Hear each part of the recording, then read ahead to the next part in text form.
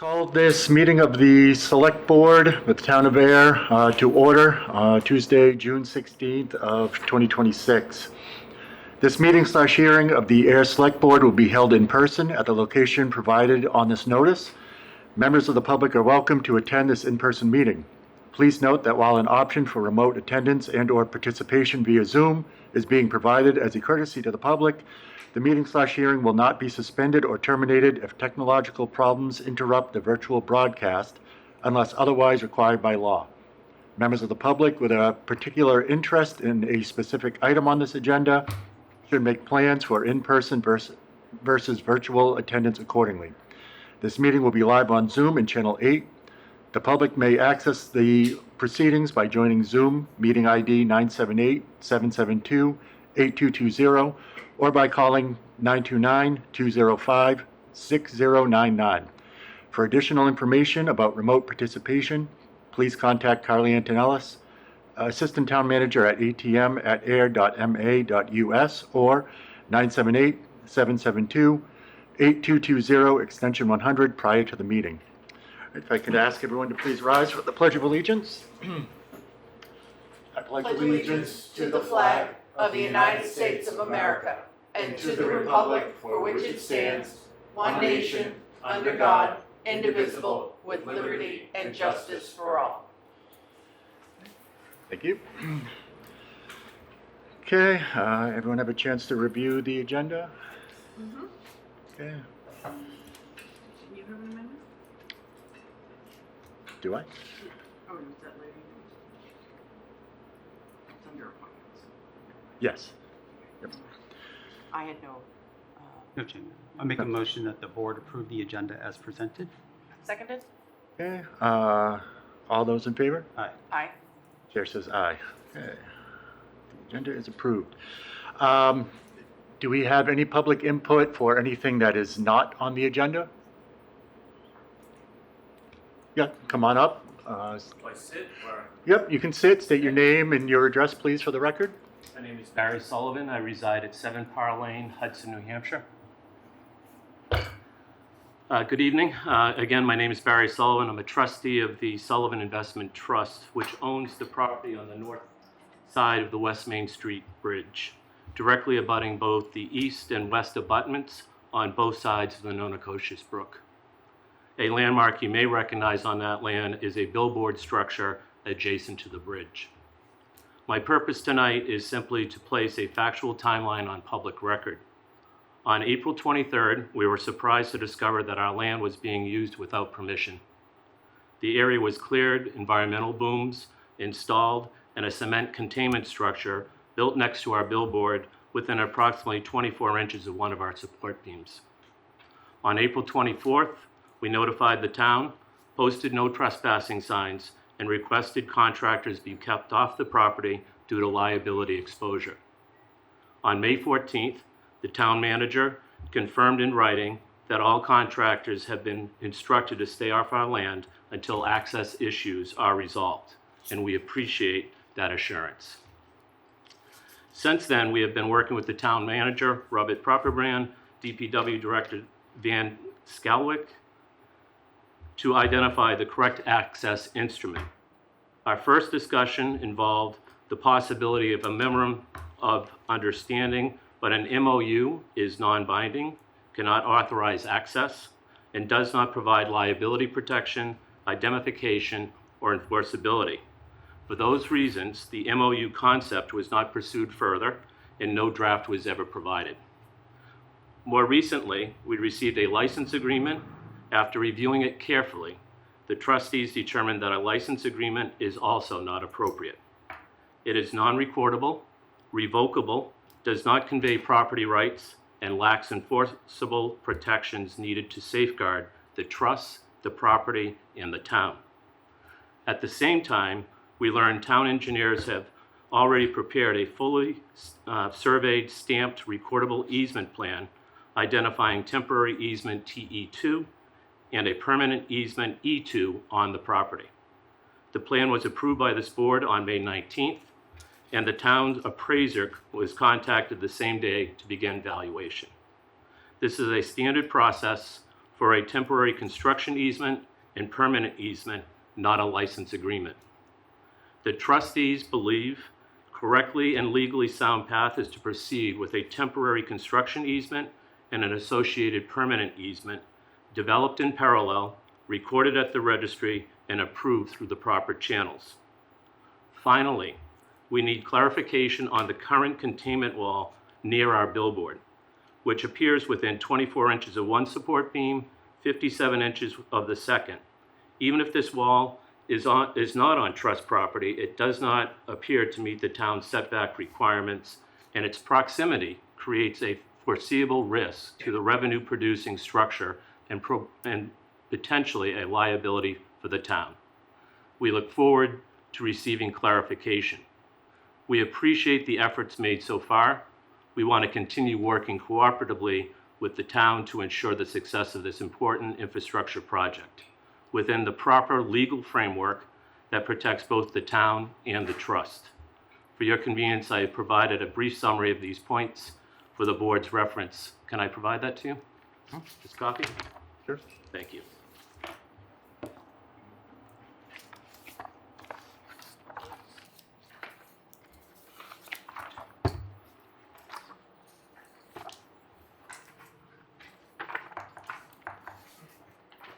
Do you have enough copies?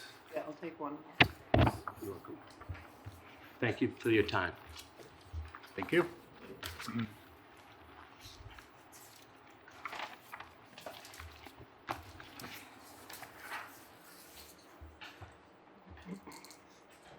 Okay, anyone else for public input or anything that's not on the agenda? Okay. Moving on to the ratification of the Parks and Recreation Director appointment. So if we call up Jerry Amenta.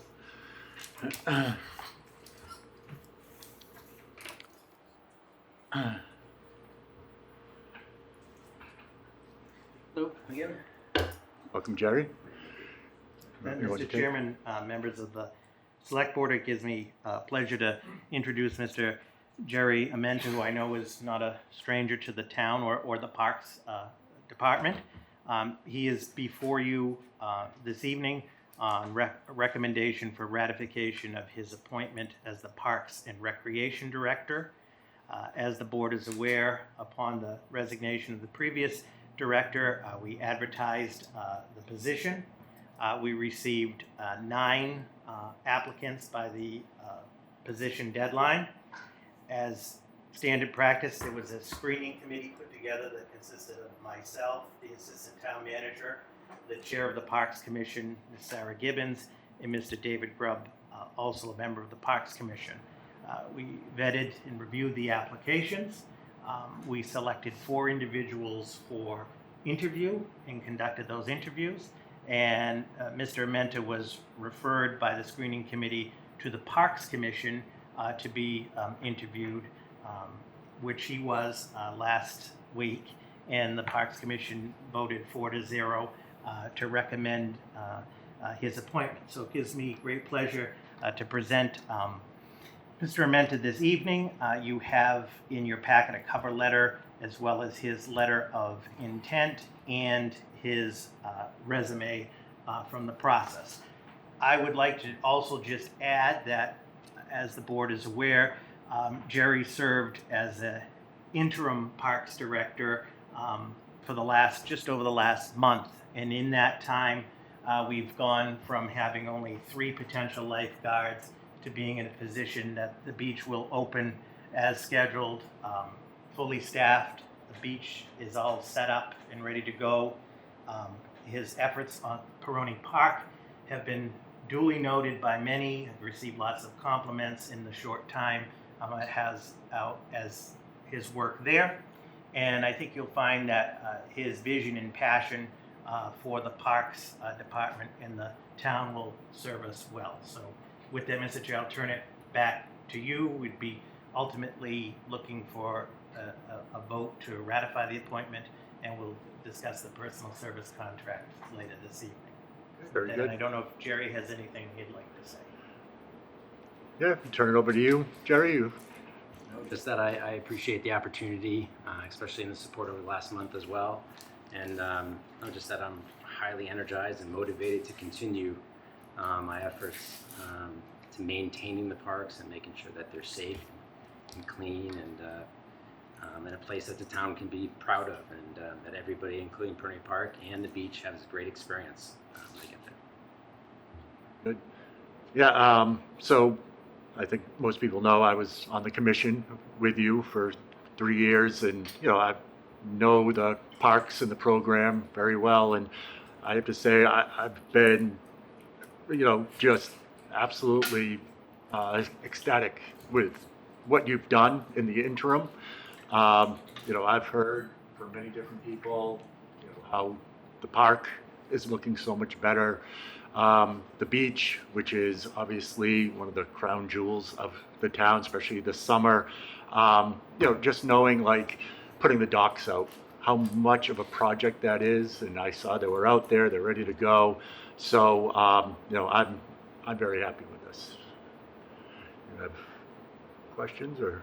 I just kind of want to bounce off a little bit of our discussion from the last time when we were talking about your efforts to find the lifeguards, which congratulations, it sounds like everything's been going well. But like, what will you do so, going forward so that we don't necessarily run into this problem again? Since, as we discussed last time, lifeguards aren't the summer job that kids seem to want nowadays. So do you have a plan going forward? Yeah, I think it's just outreach, to the high school and doing it earlier in the season in March. I think we started in April, but we put it every day on the loudspeaker. So we are pushing the message to the kids, and also going out to Orchard Hills. I went out to Groton Country Club. So it's just outreach, and we talked about that a little bit. And it's creating a good experience this summer for the lifeguards. They'll come back. We have 4 returning lifeguards who are coming back from college, to be lifeguards, and so there's a lot of experience there, which is very helpful. So I think just a really good succession plan, also being competitive in our hourly wage, which we are. So we have to just make sure that we're aware of surrounding towns, what they're offering. So I think together with that, a good experience for them during the summer, good work environment. I think a good outreach program to our surrounding community, plus our high school, and then I think those 2 things for sure will help us.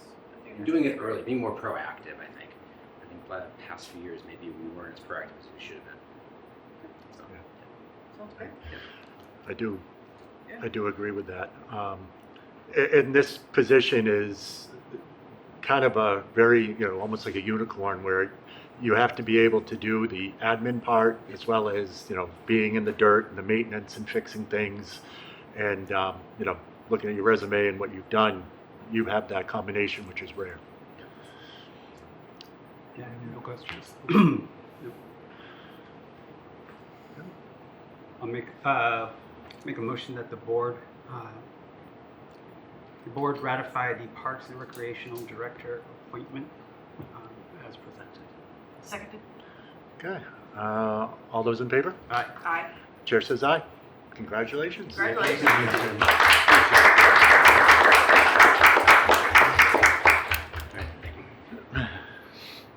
right. Okay. Next item is the public hearing for the proposed revisions to the Town of Ayer's water rules and regulations. Town of Ayer notice of public hearing, Ayer Select Board, proposed revisions to the Town of Ayer water rules and regulations. The Ayer Select Board, acting as the town's water and sewer commissioners, will hold a public hearing regarding proposed revisions to the town's water rules and regulations on Tuesday, June 16th, 2026 at 6:05 p.m. in the first floor meeting room of the Ayer Town Hall located at 1 Main Street, Ayer, Mass. At the public hearing, the Select Board will receive a brief presentation on the proposed revisions and will take public input.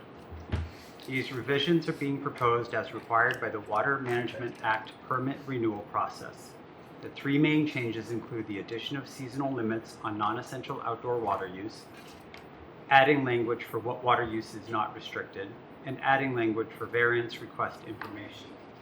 At the conclusion of the public hearing, the Select Board will consider voting to approve these revisions. To review the proposed revisions, please visit www.ayer.ma.us or contact the Select Board office at 978-772-8220, extension 149, or at tm@ayer.ma.us. Zoom meeting ID is 978-772-8220, and call-in number is 929-205-6099. For more information, please contact atm@ayer.ma.us or 978-772-8220, extension 149. Date of public hearing, Tuesday, June 16, 2026. Time of public hearing, 6:05 p.m. And location of public hearings, first floor meeting room, Ayer Town Hall, 1 Main Street, Ayer, Massachusetts, 01432. Remote participation meeting held on Zoom. See above for Zoom details. Okay, so welcome Dan and Kimberly. Good evening. Good evening. Thank you. As we said, we are doing a public hearing on the water rules and regulations revisions. So the agenda for tonight in this presentation is background on the Water Management Act. Why is this required? Highlights of what is changing and why it's important. So the background is the core issue is the Water Management Act, which became effective in 1986. It authorizes the state to regulate the amount of water that can be withdrawn from individual watersheds. And we withdraw water from individual watersheds for our public water supply. The Water Management Act regulations are meant to ensure that there's enough water for now and in the future. So what's important to note is that there are registrations and there are permits to withdraw a certain average amount of water each year. So we have a registered amount which is based on our usage between 1981 and 1985, and that does not change.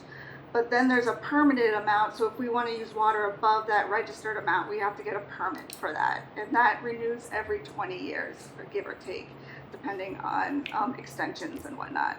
And so that's what we're applying for. That's what's being renewed. So for more information, there's a link there. So why is this required?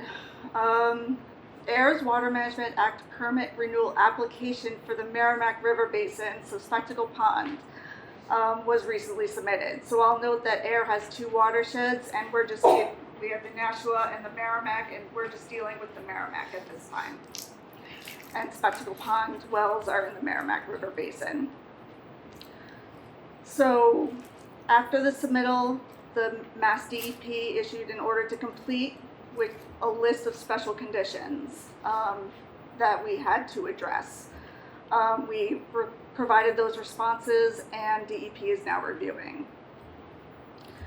The renewed Water Management Act permit for the Merrimack River Basin will require further restrictions on non-essential outdoor water use than what is currently required. I don't have a crystal ball to say what those restrictions are going to be, but the writing is on the wall that they want to be more restrictive. And so it requires a bylaw or an ordinance in our rules and regulations that allows for these seasonal limits on outdoor water use to be applied. So there's 3 major highlights of the changes. One is that in the definitions and the reasons for restrictions is adding the seasonal limits on non-essential outdoor water use. This language comes directly from the state, so it was important that these definitions and adding in the language, specifically seasonal limits on non-essential outdoor water use, be included. So there's also added language in the revisions for use that's not restricted. So when we go to odd even days and what's restricted, there are uses that are not restricted. And so Our rules and regulations have never been clear on that, so I wanted to add that in there so it's more clear. The other thing is that we traditionally have accepted variance requests, so if somebody, if they install new landscaping or if there's a government project that requires daily water use, then people can apply for a variance during restrictions, and we take those as a case by case. And so we just wanted to put that in the regulations as well. So why it's important is to continue to meet regulatory requirements. We need to be in compliance with the Water Management Act and preserve our resources. These are good, in my opinion, they're good changes because it helps to clarify what is restricted and what isn't restricted, when things are restricted, and it allows for us to enforce these restrictions when they are enacted. It also, lastly, allows for variances to be granted on a case-by-case basis. And that's it.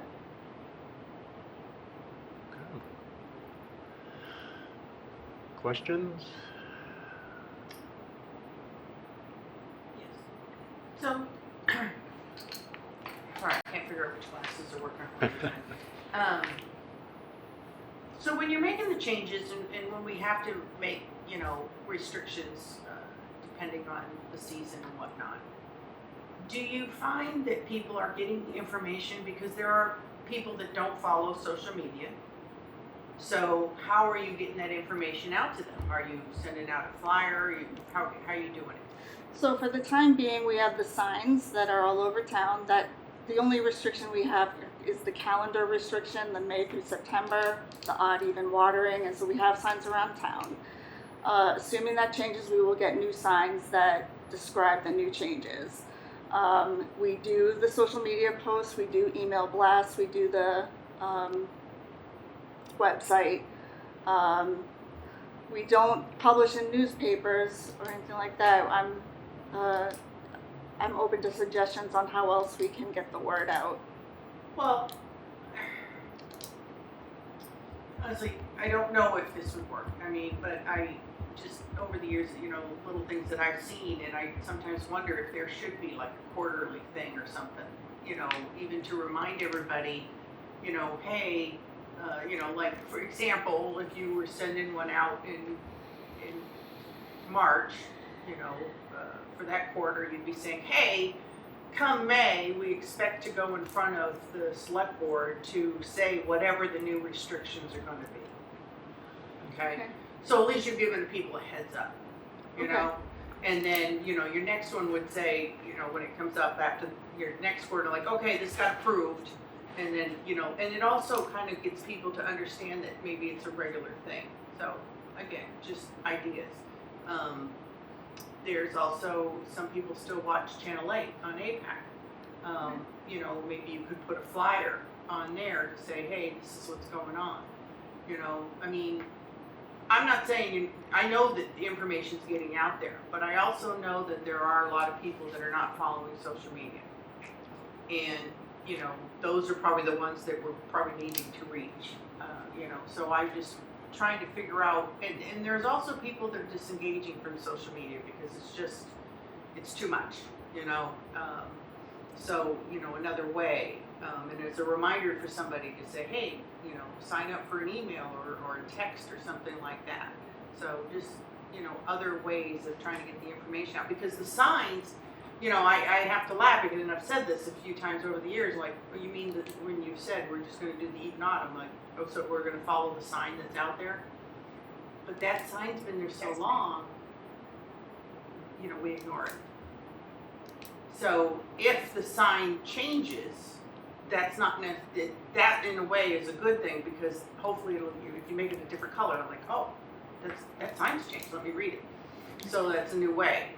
So just that, I guess those are just the little things that I wonder about, because you're always hearing somebody say, well, I didn't know. It's like, well, how do you not know? But then again, it's easy for me to say, how do you not know, because I'm right here. But there are a lot of people that don't want to engage because they're thinking, well, if I get involved with town government, that's politics, and I don't want to do that. And they need to realize what that means, so those are just suggestions that may or may not work. Yeah, through the chair, if I may say thank you very much. Those are some good suggestions. I'll take those into advisement. Absolutely. Have you ever put flyers like in the water and sewer bills? Because I mean, those are going out quarterly, and We tend not to because there is a price associated with doing that, which is not a terrible hardship. So I would consider that. okay. Good. I was just thinking. I mean, those are all going out no matter what to everyone. Yeah, So I think that's a good idea too. Because if you ended up doing that, and if you bounced off on the quarterly idea, then when you're sending out those bills too, you're also giving everybody a reminder, and even like, hey, rate review is going to be meeting, and we're going to be discussing this on this time frame, So again, just kind of, and then after a while, people are like, oh, I'm starting to notice this trend. It's the same time every year, so. yeah, especially get that message out again that like these restrictions are, part of the state regulations. It's not we're running out of water. I said that a bunch of times, but it sounds like I see that all the time. We have these restrictions because the town has no water, which I know Right. isn't true. No matter how good we think our flyer is or our Facebook post, it's like, oh, turns out it wasn't as good as we thought. So, No additional questions. Okay. And yes, thank you. It is my second meeting, so I'm yes, it is a public hearing. So anyone from the public have any comments or questions? Zoom? Okay, seeing none. so do we need to vote on Yeah. this? I believe so, Can it be yes. one motion? One motion? Yeah. So make a motion that the board approve the proposed revisions to the Town of Ayer's water rules and regulations as presented. Seconded? Okay, all those in favor? Aye. Chair says aye. Thank you very Thank much. you. Okay, And I'll make a motion to close the public hearing. Second? all those in favor? Aye. Aye. Chair says aye. Meeting is closed. Thank you. Yep. Thank you for the presentation. Okay, and well, while you're here, Yeah. we'll have you stay up for the DPW Director's Report. Yeah, good evening. I'll kick this off. So first item under DPW report is the DPW snow removal budget. And this past winter was a doozy compared to recent winters, and we overspent the budget. Not unusual. Hasn't happened in many years. I did include in my memo kind of a background of previous years' historical trends of the where did I put this? Of the budget.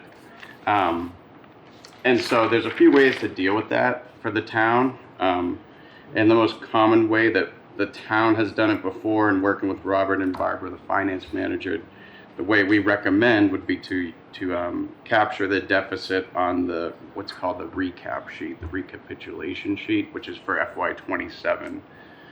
And so there is actually a line item right in the first page of the recap sheet for previous year's snow expenses, because this is a common theme with municipalities in Massachusetts. And so as part of that, the select board would have to authorize that, putting this on the recap sheet, putting this deficit on the recap sheet. So through the chair, I recommend that the board move forward and authorize the FY26 snow budget deficit to be accounted for on the FY27 recap sheet. Is there any possibility of state aid? Because I know some of the towns, at least I saw a couple days ago, got some money coming in from the state to kind of recoup. We tried to get some, and we were told it wasn't going to be likely for it. If you remember, there was a large snow event on the South Coast, Providence, Rhode Island, and in that area. So I know some communities down there were able to receive aid and we did not receive any out of that attempt because we were further away. So,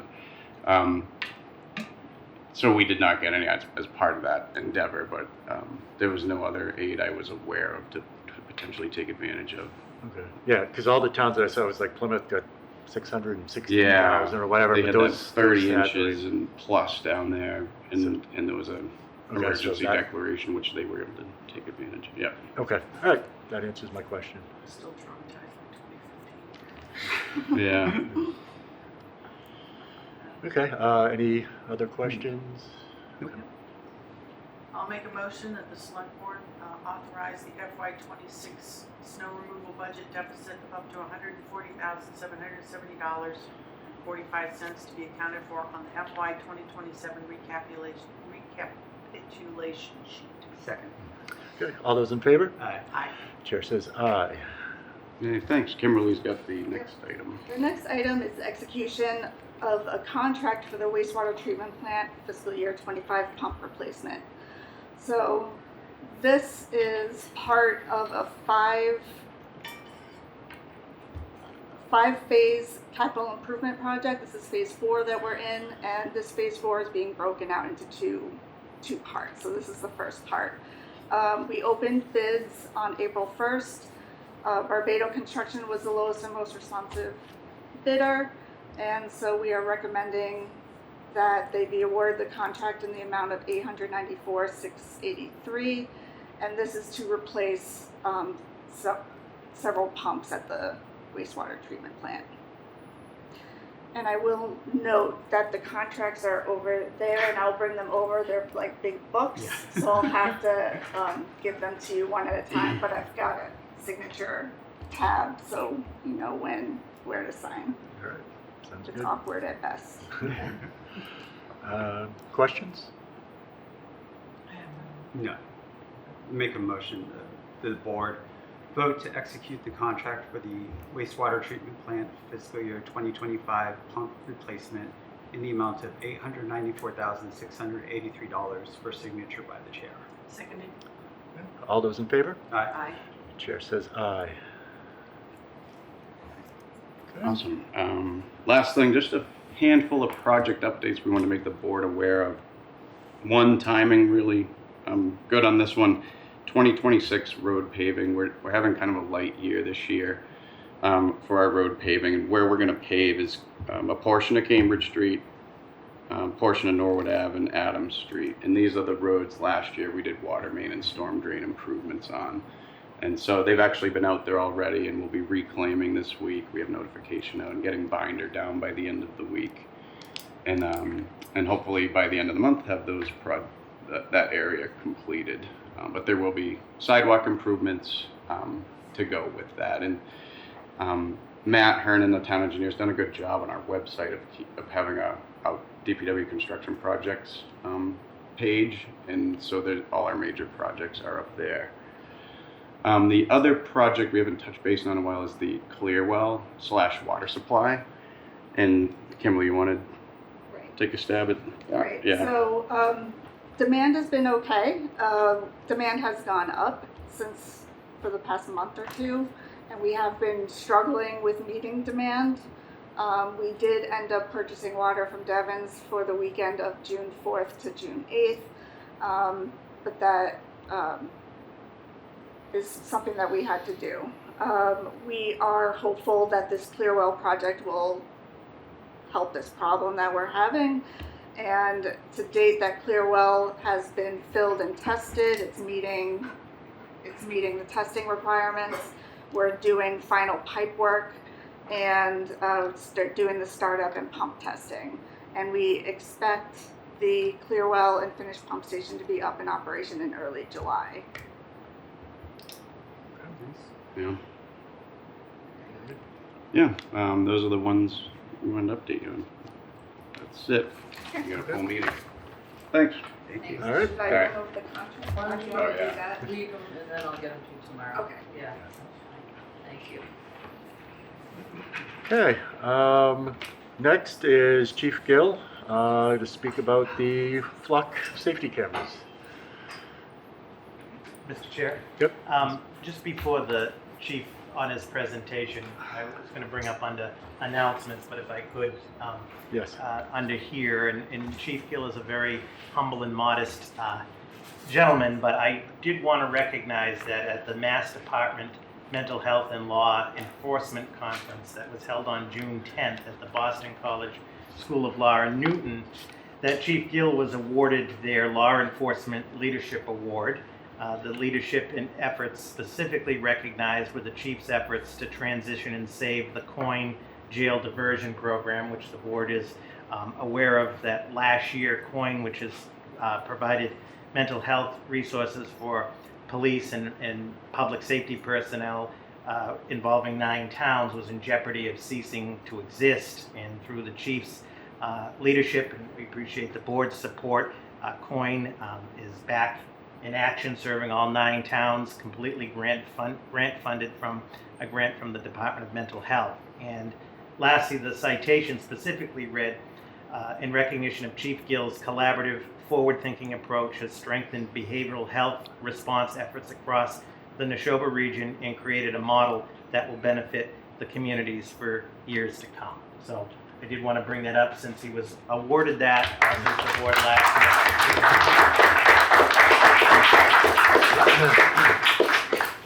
I know that you're humble and, you don't want to have the accolades, but you deserve them. And I'm glad that, this was, said here in this meeting because. No, I appreciate it. Thank you. Thank you for that. Okay. Mr. Chair, if you want me to jump right at it? Yes, please. All right. So at the last meeting, we talked a little bit about the flock safety program that's unfolding here in Ayer. And one of the things that we were going to be doing to just increase the level of transparency in this, and it's one of the, I think we're one of the maybe the few municipalities are being this transparent in this program. So what I did was on our town webpage, I created what I'm calling the portal, the public information portal, and included really a whole lot of stuff in there that we were seeing was repeated questions, things are being documents being requested, and just general not knowing what this is and what this equipment and system does. So I'm happy to report that on June 8th, as we promised, that did go up. And one of the things that we talked about during that meeting was that this was a portal that was going to be continued to be modified. And I'm happy to say that even up to today, the system, the portal has been updated with different and more information, not different information. So and that's what my plan is to continue to have this updated with information. Especially that where I see questions that I'm seeing in all different venues that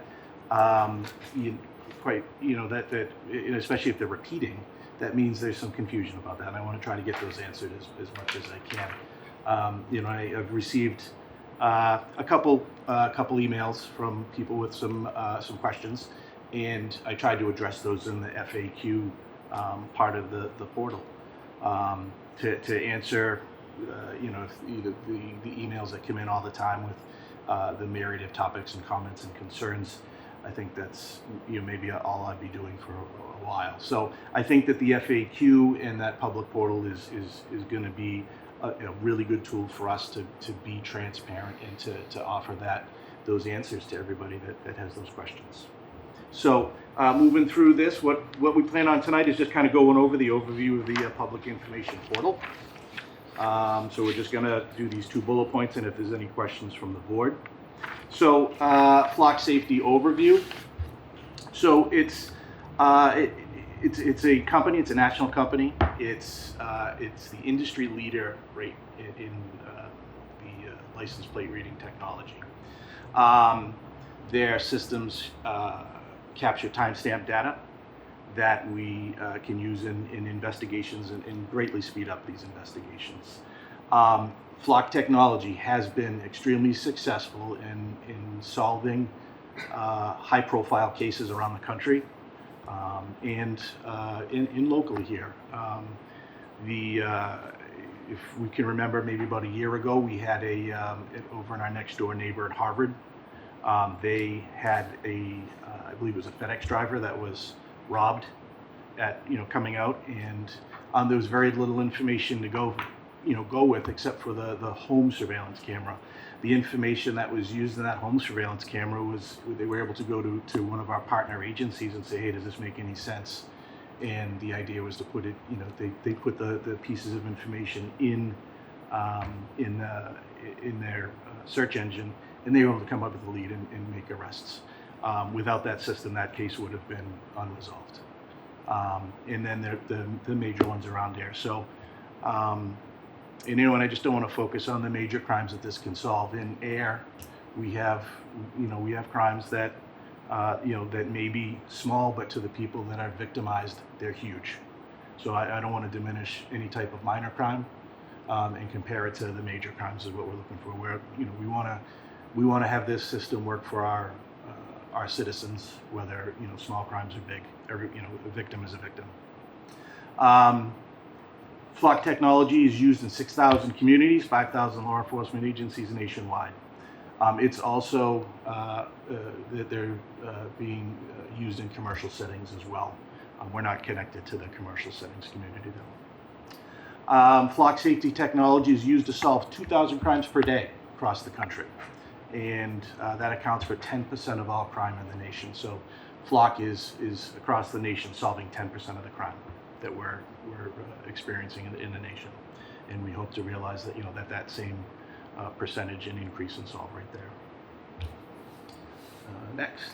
So here's a screenshot of our public safety information portal. This was done last week, so there's another bullet point in there if you look at it today. So it went live on June 8th, contains various documents and links. There's a couple of videos in there that explain and show the Flock search engine and how it works and some of the data that comes out of it.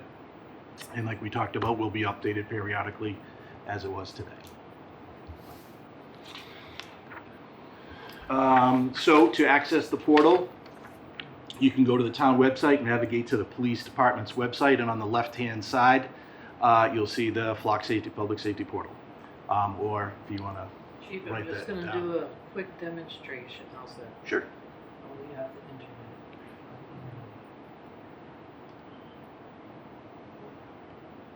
So we're at the home page. Getting there. And then environment. We're not seeing it. Yeah, we're not seeing it. Oh, you're not? No. Yeah. Sorry. This is shared.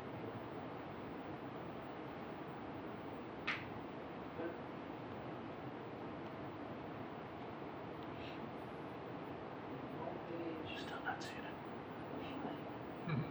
It's on your screen. All right, sorry, we won't do that then. So yeah, you just can go to the town website, navigate to our section of there, and on the left-hand side, just select the information portal. There's also a lot of other information on our website that is fun to navigate through. And that's the overview of the public safety portal. So again, this is something that I think is very unique to us in the amount of information that we're putting out there to make sure that our citizens have the information that they're looking for. My email address is available on the website. If anybody has any questions or concerns, or they just want to tell me how they feel about this, I'll take your emails, and sometimes I can't answer them. They're just comments, but I do respond. So with that, that's the public information portal. Good. Any questions that I can out there? Well, I thank you for being here. I know you're very accessible. Like you say, you have your email address here. I know people reach out, you respond. So thank you for that. having all this information, and as you said, updating, putting new things on there. It's like a living document. It's not just, you put stuff up there and it's done. So we do appreciate that. Questions? Not at the moment, no. Okay. All right. Well, then I thank you. Well, anyone from the public? Okay. Please come up, state your name, your address. Yeah.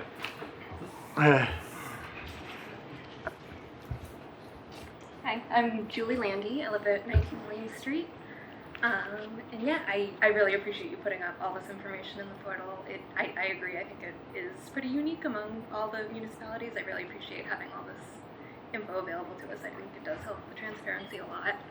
I do have some questions, particularly kind of looking at the FAQ and looking at the contract and seeing where they kind of don't mesh in some spots. So in your FAQ, it says that the Ayer PD owns all of the data collected by the cameras in Ayer, but the contract seems to define that differently. I think that's an interpretation, but you can continue. Well, the customer data section is defined as the images, audio, and/or video segments made available to customer through the web interface in connection with the Flock services, together with the metadata associated with that customer's use of Flock services. And for clarity, customer data does not include the underlying raw footage captured by the Flock hardware or any Flock IP. So I think the way that they say, you own the customer data makes it sound like you own everything, but they've defined it excluding all of that raw footage that they retain the rights to. So I think it's misleading to say that we own all of the data collected. And I appreciate the question, and I've had that question a couple times. So the raw footage, as it's been explained to me by Flock, is nothing that's retained. It's put into the machine data learning area of the technology, and that is what is there. So there's nothing for us to own. Okay. It would be good to get that in writing, I think, because the contract does specify that no other agreements that aren't signed by both parties are good, essentially. Again, there's nothing else to share from the data. There's no It would be good to get that in writing, that data is not retained, it's destroyed. So that's the interpretation of the data. So the data that is available is what, so the cameras all get a video, Mm-hmm. and then that is sent into machine learning, Mm-hmm. and then that is what is transferred into the data that is available. So the customer data is not all of the data that exists. Even in the contract, it does specify that the Flock IP, so the customer data doesn't include the raw footage captured by the Flock hardware or any Flock IP. The Flock IP includes any derivative works, intermediate or final output analyses, reports, models, or other results generated by or through the Flock services, except for the limited ability to access and download customer data within the applicable retention period. No rights are granted to download, extract, export, or otherwise create or retain copies of such derivative works, outputs, or other elements of the Flock IP.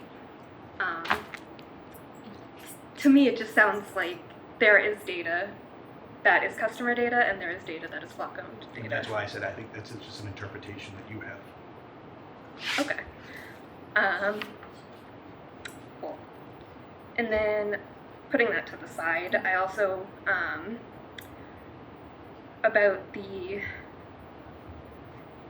you list out some policies that the Ayer Police Department has Yes. to control the data, and I think they're really good policies. I was glad to see those in there. And you made sure to say that we're only sharing with other Massachusetts agencies, which I also think is good. But I'm wondering if we are making sure that those other agencies that we are sharing with have policies that are at least as restrictive as ours. Yes. So the only way that people can access our data is by making sure that they're doing the same thing that we're doing. What their policies are, I'm not sure. But they can't get our data without providing the reasonings that we have to provide. Okay, the contract again does say that, like, in the disclosure of customer data section, which is the part where they're talking about when you choose to share with other agencies, subject to and during the retention period, Flock may access, use, preserve, and/or disclose customer data to law enforcement authorities. Oh, I'm sorry, that's the wrong section. I apologize. 4.4, data distribution, which is one where they're talking about with those other agencies. Customer may, upon request, choose to integrate Flock services with a third party to either distribute integration data or customer data. Upon such request, customer hereby grants to Flock a non-exclusive, non-transferable, royalty-free perpetual license to access, share, review, record, duplicate, store, save, reproduce, modify, display, and distribute customer data and/or integration data as required by the requested distribution. Okay.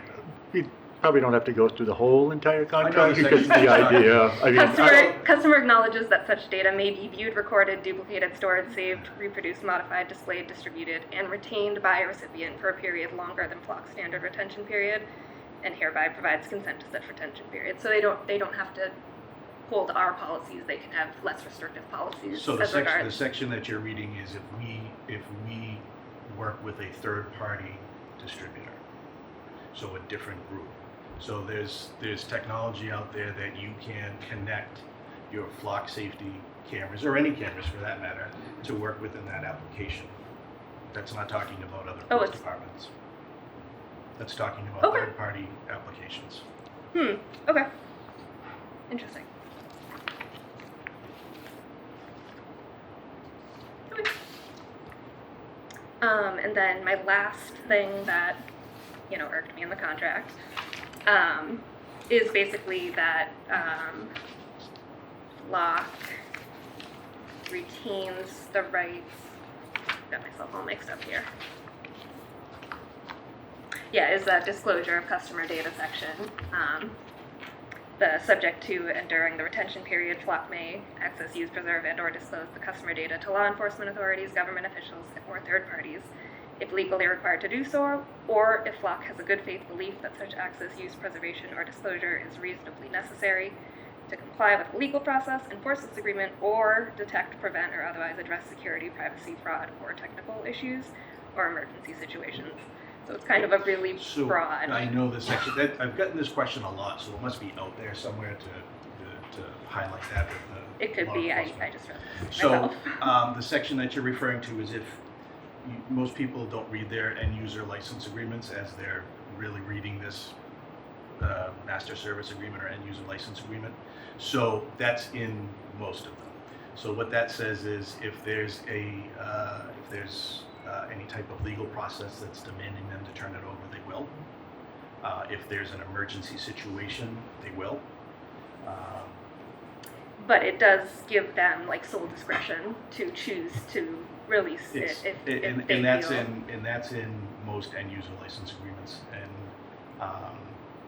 I think that's really problematic to allow this company to distribute our data. I mean, in we'd that have to way. say that about every company, I guess. Okay. Yes, but I'm happy to do that. We click on that, we agree with the end user license agreement. We have not done that with Flock.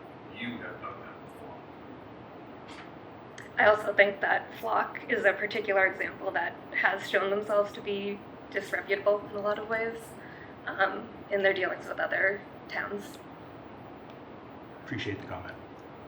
But that's all. And like I said, I really do appreciate you putting all this information out here for And us. again, And I I don't mean appreciate to all be, the questions. Mm-hmm. And actually, that the one that you were talking about the end user license agreement, that was one of the ones I updated in great. the FAQ. Cool. Awesome. Thank you. Yep. Thank you. Yep.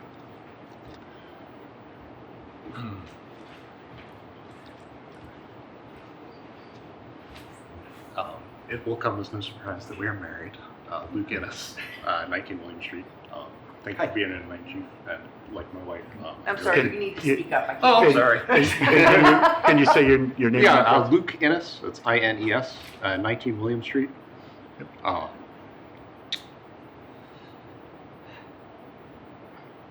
Yeah, I appreciate your department, and I appreciate what you're trying to do. This product and the company, they make a lot of claims that sound very excellent. And I mean, you can clearly see how it makes your job easier. You can solve cases so much quicker. In the research that I've done, I agree that this company is problematic in terms of how they have represented what they do versus what they actually do. I just have one specific question. Within the portal, there's an email dated November 17th, 2025, in which you address the guidance advisory from the ACLU of Massachusetts, in which they highlight some of the problems with the data sharing, especially as they relate to the degradation of the ability to enforce the Massachusetts Shield law. And I appreciate it. In that email, it sounds like you were explaining to the town manager that you altered the settings in order to only be sharing information with other Massachusetts departments to comply with the advisory, or not to comply, but in taking the recommendation of the ACLU, which I think was a good idea. Within that same advisory, they also recommended changes to the contract language, which don't appear to have been made here. So I'm curious if there was any thought given to modifying the boilerplate contract that was provided by Flock before the town signed it.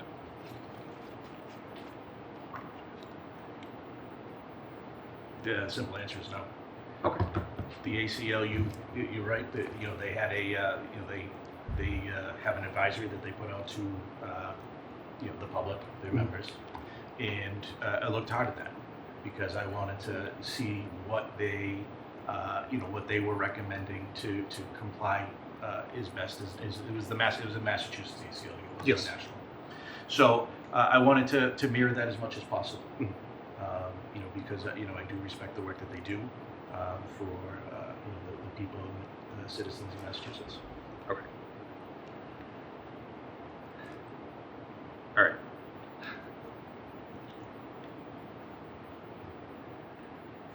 I guess follow up to that, and I am not trying to be adversarial. I apologize if it's coming off that way because I do appreciate what you're doing. I noticed on the Flock website, they specifically highlight this Burn Jag grant as a potential source of funding for these devices in towns that otherwise are not able to meet the financial burden. And I also have seen that representatives from Flock Safety have assisted with the filing of the grant paperwork. Is that something that happened in this particular case, or was it your department that filed the grant paperwork? Awesome. No, that's good. It worries me to see a company, obviously they have a financial interest in getting the contract signed, but to see them doing this and then having known that we signed their boilerplate contract with no modifications is troubling to me. But, Yeah, there's actually another email probably in that same area. I believe it's from me to the town manager, Mr. Poprian, where we were talking about how we were looking at going in, the Flock system, just with some, funding through Ayer. Mhm. And then as the budget started to take shape, we just realized that wasn't going to be an option to move forward in that direction. Okay. And then the Burn Jag grant, which is the nickname of it, Mhm. is becomes available and it gets advertised. Yep. So we originally put in for a bigger model. Mhm. We got the funding for 25,000, which we had to scale it back. Mhm. So then, so to go through, to get to the Burn Jag grant, you do have to get an initial quote. Yep. And so we had to work with Flock at one point to say, hey, we're interested in going here. We need a quote for this, and that's what got submitted for the Burn Jag grant. Okay. Didn't get as much as we wanted, so we then had to scale the project back. Okay. One more question, and then I'll let everybody get on with their evenings. Once the funding from the Burn Jag grant runs out, in the wording of the contract, it is set to auto-renew, and it is, as far as I can tell, and please correct me if I'm wrong, it's $25,000 every year. Is that grant something that we are able to apply for again to fund this, or is it going to be coming out of the police department budget in years going forward? Great question. So what we're looking at right now is available grant funding. Is what's out there to supplement this program. If it's something that I find that is advantageous for us to continue. And what we'll do at that point is try to figure, if we say, okay, we want to continue it, what grant funding is out there, and if there is no grant funding, hopefully there is, and if it's something that I think is advantageous, it would be something that I would bring to the town for renewal. All right. Yeah, thank you very much. Thank you.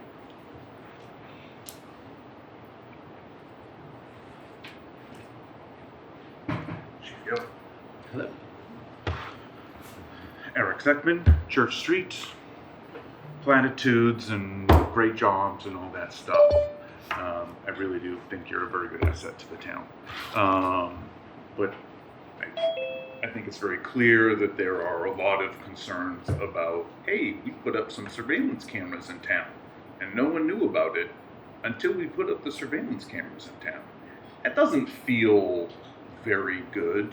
It doesn't feel very natural or normal. It feels like maybe, not that someone was trying to hide anything per se, because they're out in the public, there's no hiding it, but that, maybe there was some understanding that this isn't really very popular.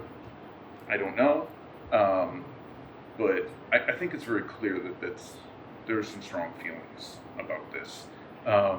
What is I didn't look through everything. I've looked through quite a bit, but can't read everything.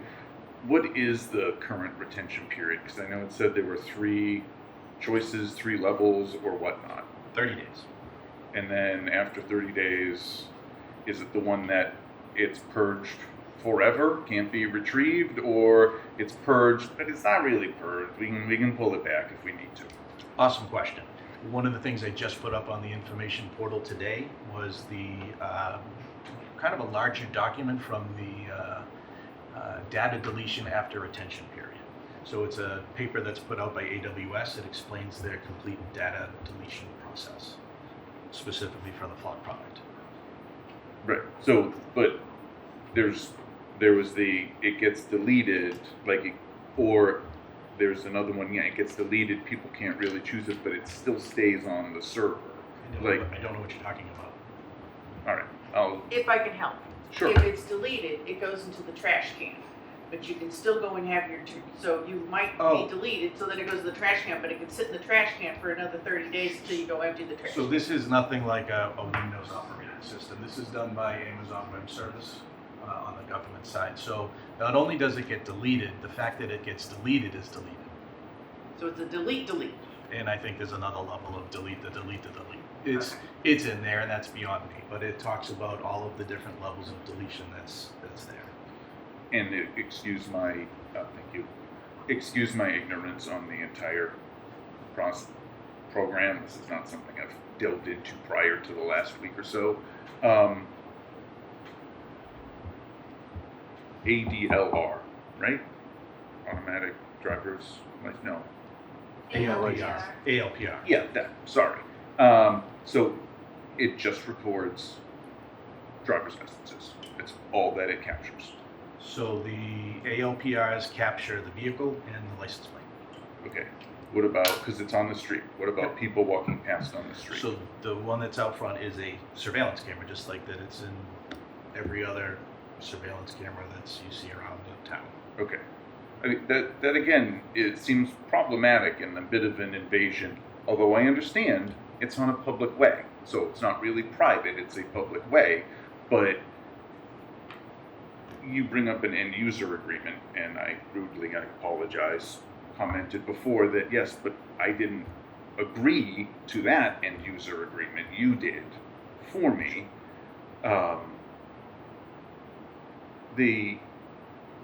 We're tracked all the time. And oftentimes, I mean, Apple knows where I am right now, as do a bunch of other things that I clicked on that I said I was okay with.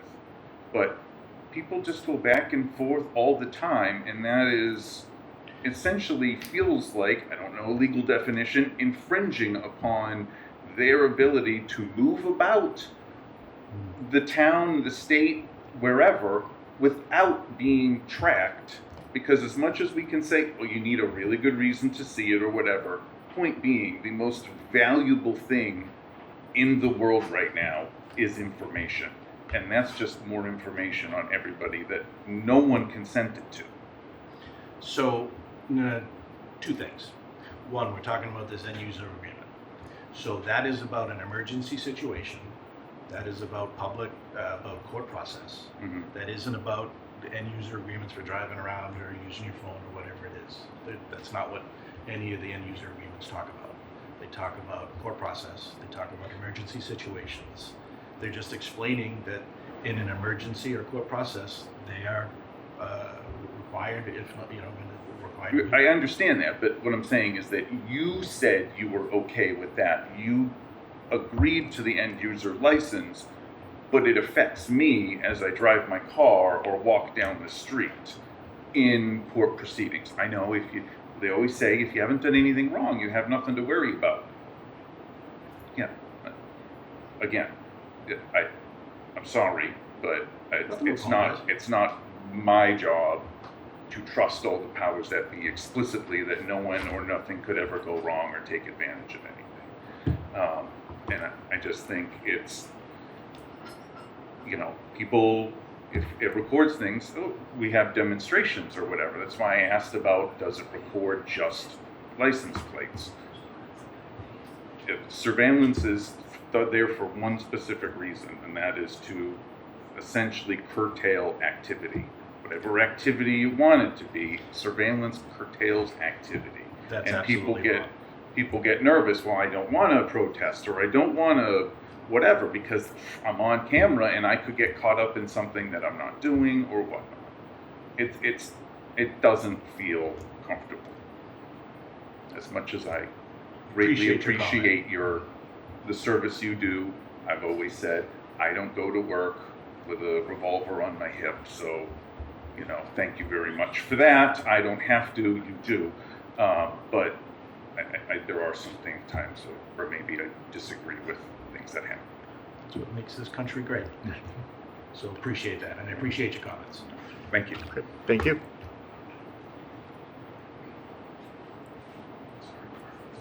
Anyone else? Daniel Peterson, 5 Groveland Street. Chief Gill, I first wanted to say I had the opportunity to meet with you one-on-one late last year when I renewed my LTC. I came away from that feeling like you were a great police chief. Respect you and think But that. now, I still think you're a great police chief. I think you're working in the interest of public safety. I do have concerns about the contract as it's written. I think Flock did present to you its very carefully chosen wording of how data was going to be preserved. I think the caveat about raw footage not being included in that customer data is an important one, even if that does get fed into an MLM or any kind of other AI. I think they specifically are only defining the data as what you request back from them. Everything else seems to be retained by Flock. I think a lot of us have kind of lost count of the number of times our data has been compromised. For me personally, I'm a molecular biologist. I went to 23andMe. I gave them the license to use my data because I thought, if it's going to help cure a disease, that's fine with me. Recently, they were sold. That data package became part of what was sold, or it became part of a bargaining chip. So I'm certainly worried about, Flock eventually being able to sell or distribute that data, that data being compromised in other ways. So I do think we have to be very mindful of the contract versus kind of the public-facing what Flock is giving you. and I appreciate that comment. And just to clarify one of the things, so none of your personal information, we don't learn any personal information through the system. Yeah, I don't believe that you do. I believe that Flock is probably going to use AI models to model behavior. based on the data that they collect. That's what an AI surveillance system would do. So. Appreciate it. Thank you. Thank you. Mr. Chair, I think Yes. that is part of the bigger concern is the AI issue and this whole thing about data being saved, okay? So I guess my question would be, listening to everybody else is okay, you've gotten a phone call from Bolton and they said, hey, we're looking for a white Camaro ABC 123. So how do you know they are who they are? I mean, I know that you have a system to verify who you're talking to. Yes. But if you can kind of like provide like a quick overview as to how, so they would know that you're verifying who you're talking to before you're saying, yes, white Camaro ABC 123 was on Main Street on Thursday, April 15th at 3 p.m. heading whatever direction is that way. So what we would do, Is it east or west? Okay, east. yeah, so if there's any question about who we're talking to, we have multiple different ways to do this. If it's somebody that is locally here, amongst our 10 communities, whatever it is, we're generally going to be able to figure that out relatively quickly. We're small enough where we know everybody around here, and those calls are generally going to be made by detective bureaus. But who? Detective bureaus. Okay. Going from detective to detective. There's a possibility that it could, it's something that's emergent that would reach out to one of us. And in our policy, we have the agencies that are connected through the Flock network in Massachusetts, and then the ones that don't have it, they're not. So they would have to provide us with the same information that we would need to input into that system, and get it documented that way. So that's basically it.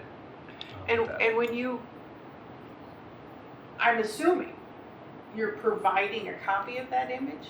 And if so, when you provide a copy of that image, are you cropping out the people on the sidewalk? So what you're getting is a picture of the license plate and a picture of the car. Okay. That's in one of the videos it'll show you what is revealed there. Obviously the surveillance cameras are different. They're surveillance cameras. I think it's a lot of it. I think it's the AI issue. One, the surprise of cameras went up, but I think a lot of this has to do with AI concerns too, because it's gone crazy. AI, it's going to take over. We all know. We've seen the movies. Mr. Chair, and Chief, just some of the scuttlebutt I've heard is you hear surveillance cameras in downtown, and my image that pops up is someone's at the police department with 50 screens monitoring all these cameras. We certainly don't have the personnel to do that, nor would we want to. It's not a good use of our money. No, so I just wanted you to address that. I mean, that for some reason comes to my mind. I've seen that movie. Yeah. We don't have the personnel to do that. Yeah. It's like there's surveillance cameras that are in this building. Right. When you walked in here, they if you need to access it, you go to the recordings and access it to figure out whatever you're investigating. Yeah.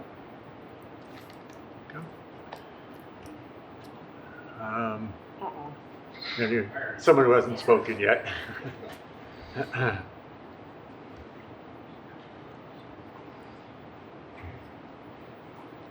Hi. I'm Carolyn McCurry, 6 Wachusett Avenue East. I just have a question. How useful do you think this is to this particular town?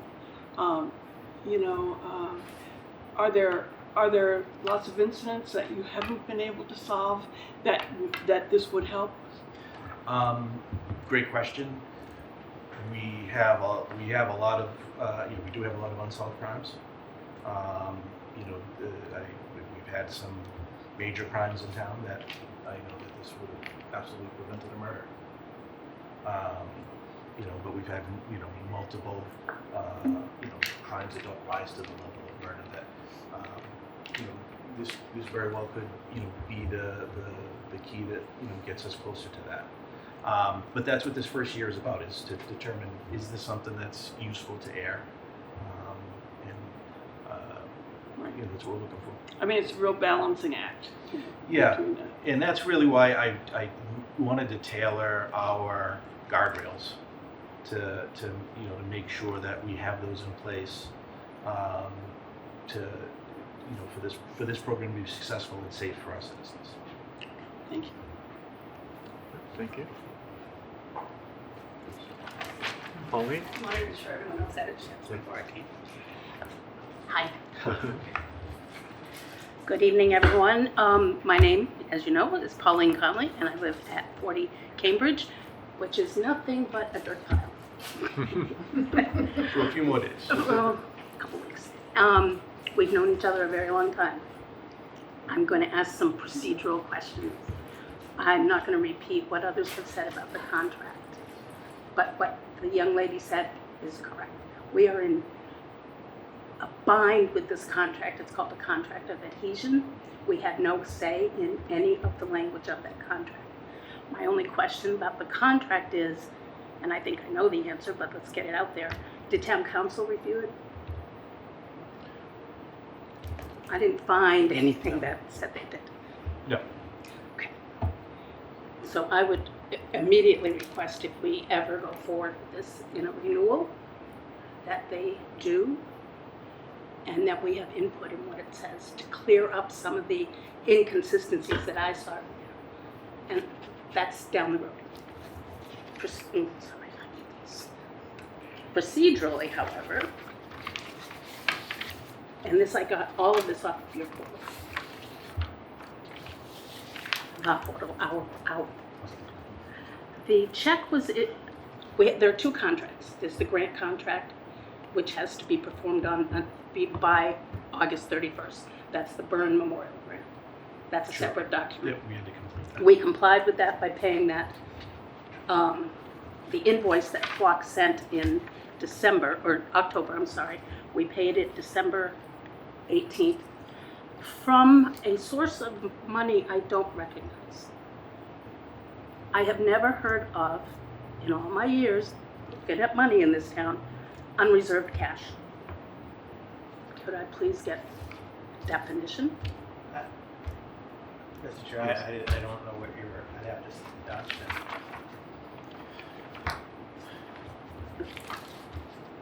I think that came from our accounting mechanism or whatever.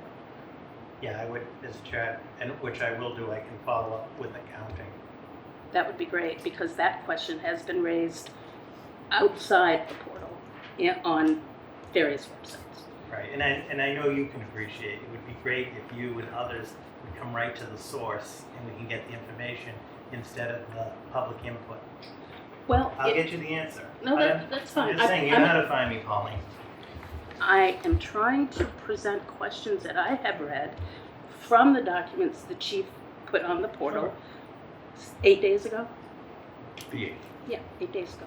I can speak to that just as an accounting mechanism. If we know we have a grant coming in, we'll take money from a reserve fund. And that makes then perfect sense. that way we're not taking it out of the actual line item, and that it's a better accounting system for grant funds.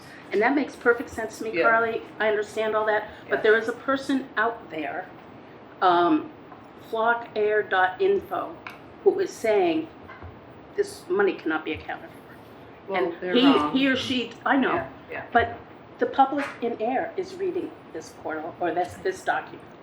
And I know. as It's too this is bad. an opportunity to clarify it so that we don't look like we've done something wrong with the people's money. That's all I'm Right. saying. And I can assure you we have not done anything wrong. I believe you completely. Yes. I believe everything being said at this table completely. So the next question pertaining to the funding, we've paid the Flock bill. Have we now billed, I think the group is OGR, for the grant money? Because that's the next step in the process, from what I read, and I don't believe I have that here. It's the contract you signed, or maybe it is. But once we pay upfront once we pay upfront, we then bill the grantor for reimbursement. And since there's no document, I'm guessing that has to happen. Yeah, so this is the standard contract form. Oh, yeah. So this is us With the state or with the state. grantor. They're the ones who manage the grant. But at some point in the hopefully not too distant future, we'll get that 25,000 Oh, yeah. because we paid the bill Yeah. as we were required to do. Yeah, and those funds they'll be sent via wire right to the treasurer directly. Mhm. And she's out at school this week. She should be back in Thursday. We can confirm. And that's great, and then you can post it on the portal so that everybody knows the grant was paid. I don't know where, but somewhere. So that's the funding part for prior term. There are multiple definitions of the term in the flock contract. We know that grant contract is a different set of terms. So, and I go back to this bill. I didn't highlight this, but your eyes are better than mine. Term means the date, this is from the flock contract, the date unless otherwise stated on the order form upon which the services are operational. As I understood from last meeting, they're not operational at this point. The entire system isn't fully operational. Right.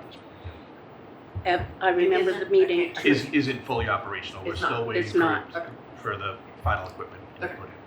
The first camera was installed in February, if I remember from your portal. I believe that's right, yep. Well, if I'm wrong, I'll be surprised, but I read it from you, I wouldn't have gotten the date otherwise. And then there's another definition of term and termination in the flock contract. Unless otherwise indicated on the order form, the term shall commence upon the first installation of flock hardware, which is why that date is important. So arguably, taking that language and the definition, our term of this contract is February 2026 to February 2027, not October to October or August to August or any of the others. I think that needs to be clarified and then maybe put up there, because there are other definitions, but these are the two most inconsistent ones in the flock contract. And that's a loophole. I know you can open a contract of adhesion, but we really need to know when our $25,000 runs out, basically. Which brings me to my second favorite topic, funding.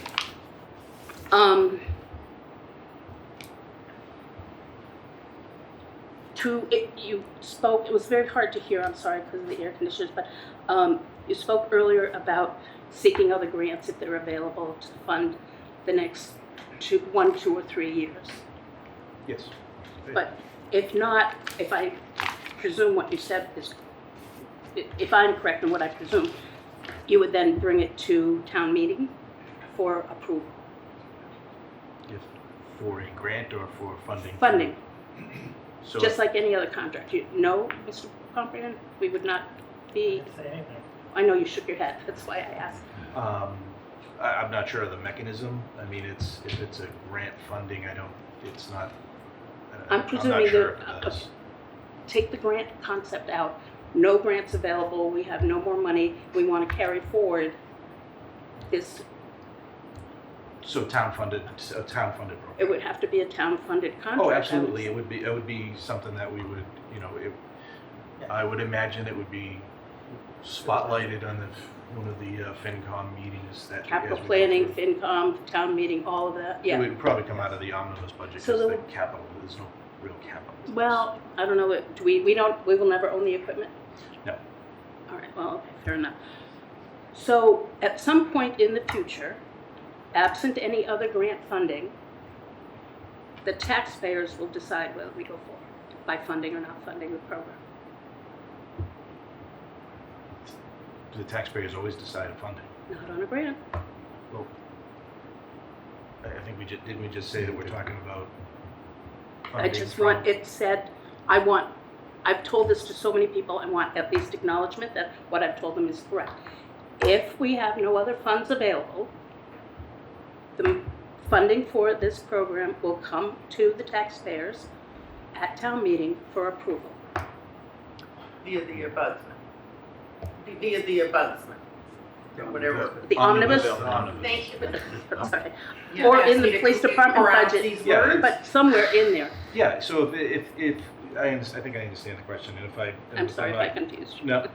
So, you know, if we find a grant, we're going to use grant funding to fund it. If we don't, and I feel that this is a program that the town of Ayer should invest in, then that will be, you know, crystal clear in our budget that this is what, you know, this sum of money is for. And then that is something that We get to decide. which goes through the whole process, the normal budgeting process, which ultimately ends up at town meeting. Thank you for making that clear, because if there's And any... if I misspoke, No, No. I'm glad to hear you say that, because the one thread throughout this is taxpayers had no say in this. Well, there's truth to that, but going forward, we may. yeah. Wonderful. I'll be back if there's any more questions, but thank you very much. I appreciate all your help. You got it. Thank you all. And please, Thank you, Pauline. can I, may Yes. I? Please encourage these folks. We're here all day. Oh, trust me, I do. Call the office. They won't listen. Yeah, I mean, the Facebook chatter, it's just frustrating how much inaccurate information is out there when we're here all day to answer questions. Please call us, please email us. All of us, the department heads are right here. We're not scary, we're really not. So if you have questions, instead of popping them up on Facebook to stir the pot, come ask us first. We may not agree, but we will give you the accurate information. And I try almost every time I answer someone, go to the meeting. There's a meeting tonight. There's a meeting tomorrow. Go to the meeting, ask your question. Well, I can't. Right. Anyway, Okay. thank you. Thank you. Thank you. All right. Ruth?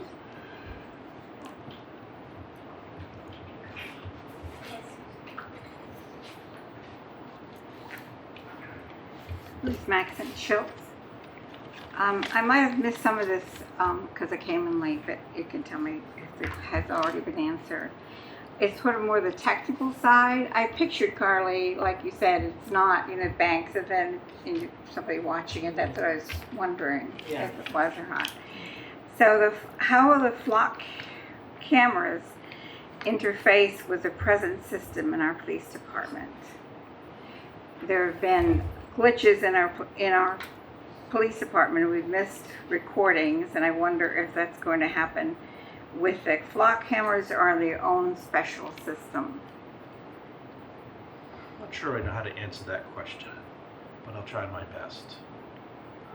It is a flock safety system that is accessed, and data that's recorded is there. So, was it use the same internet that we have? I don't know what the current lead use. I know you have your own recordings and things will integrate with that at all. I think what she's trying to say is it going to have its own designated monitor? Is it going to have its own designated database, machine? I mean, Okay.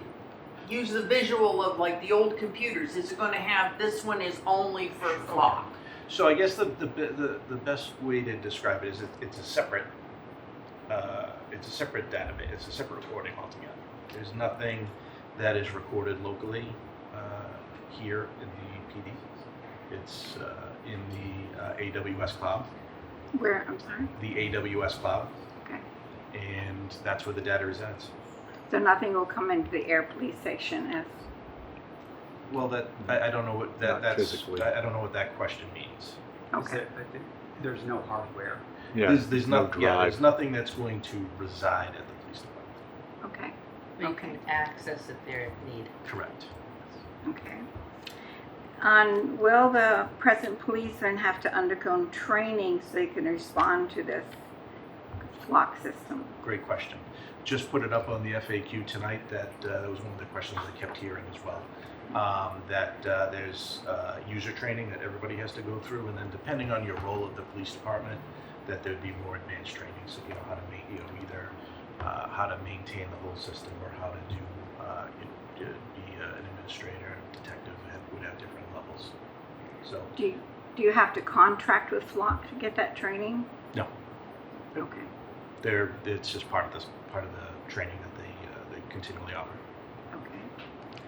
All right, is there a protocol, or will there be a protocol on how to respond to the flocked cameras, and will our policemen have training in the protocol? Yes. Okay, there is a protocol. Is there a So protocol already? we have policy Mhm. that governs our police officers and how they use the program. And the training that they receive talks about how to use the information that they would get from Flock Safety to then move to the next step. So without boring everybody, so that is a piece of information that we then have to independently verify that it's accurate. Okay. Will we be able to access protocol as individual members of the community? So up there is the policies of the Air Police Department on the license plate readers and the cameras. Okay. All right. And then how are the records kept and managed? And will any of them kept locally in Ayer, or do they all go to that? No, everything's in the cloud. Pardon? So everything's in the cloud, the Everything. AWS cloud. Okay. Yep. All right. And well, bottom line, will this require another employee in the town? Great question. I actually heard that and I didn't get a chance to put it on the FAQ. No. It's actually, if this saves as much time as is expected, that this will actually help in employees. So it's like another set of eyes out there that is not a full-fledged employee. So. Okay. Will there anything that we have to worry about? Well, you pass the Flock camera every 2 hours. You're suspicious now because maybe you're a drug dealer or anything. No, like and that. that's kind of in line with it's tracking me everywhere I go. So we only use this if we're investigating an incident. So if we have let's say somebody breaks into a house, and we have an idea of a time frame, and possibly do we have maybe a make of a car or a color of a car, we would then put that in and try to determine if that gives us a piece of information to then go to the next step and use it as a lead. Okay. All right. Thank you. Thank you. All right. Well, if you've spoken before, I do want to keep it brief. Yeah. Just to keep the meeting but we have. Yep. Billy Holler, 25 Mulberry Circle. Just responded to you. You did. I appreciate it. And I saw that some of your FAQ questions addressed some of the questions I had. I was wondering if you could talk about what you envision for the audit process, your internal audit process, to make sure that the tool is being used appropriately. In what I guess you kind of alluded to that. So I imagine you'll do self audits of pulling the system records, doing self audits, making sure all the correct information is being put in, making sure that it's being used on actual active cases, and I presume that either Flock or other police departments in the area would also show up in those records as well. Yes. And so you could go through and say, okay, these people are accessing it, these people don't look like they're using it correctly, and try and rectify that. So yeah, there's organizational audits and then there's the network audits. And what the plan is to have this done on. We're going to start off with a monthly and find out what that looks like. Okay. And using the tools that Flock offers in helping the audit, that using AI, if it has the ability to kind of detect if somebody there's an entity that seems to be running the same plate over and over again, or some other anomaly that it would alert us to just kind of like look at and probe more deeply into. but the inner organizational audits is where we'd be able to make sure that it's connected to an invest. It's, it has a case number and things like that. That it's. And those are done by the deputy chief? Deputy chief is going to oversee it at this point. Yeah. Okay, good. And then the other question I had was, as part of this, are you intending to replace any equipment that you're currently using or mothball anything? I'm just imagining that if we find after a year that the system isn't working as we like, if anything was replaced or removed, going back to the old system could be more challenging. So this system stands alone. Okay, so we're not replacing any of our existing cameras or anything like that. Okay. Yep.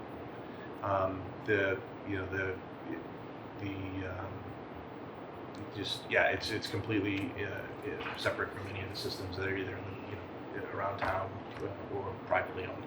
Okay. All right. Great. Thanks. Thank you. Okay. We can keep this 1 or 2 minutes. Appreciate it. Thank you.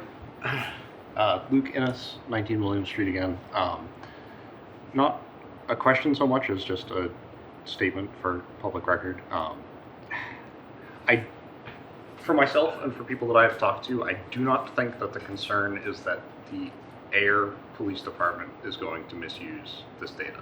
I think most of us believe that the Ayer Police Department is here with the best interest of the people of Ayer as their top priority. I think the concern is because of some of the vagueness in the contract, which I am rather astounded was not reviewed by town council. I didn't even think that that was something I had to ask. We don't really have control over the who gets the data. That is up to Flock.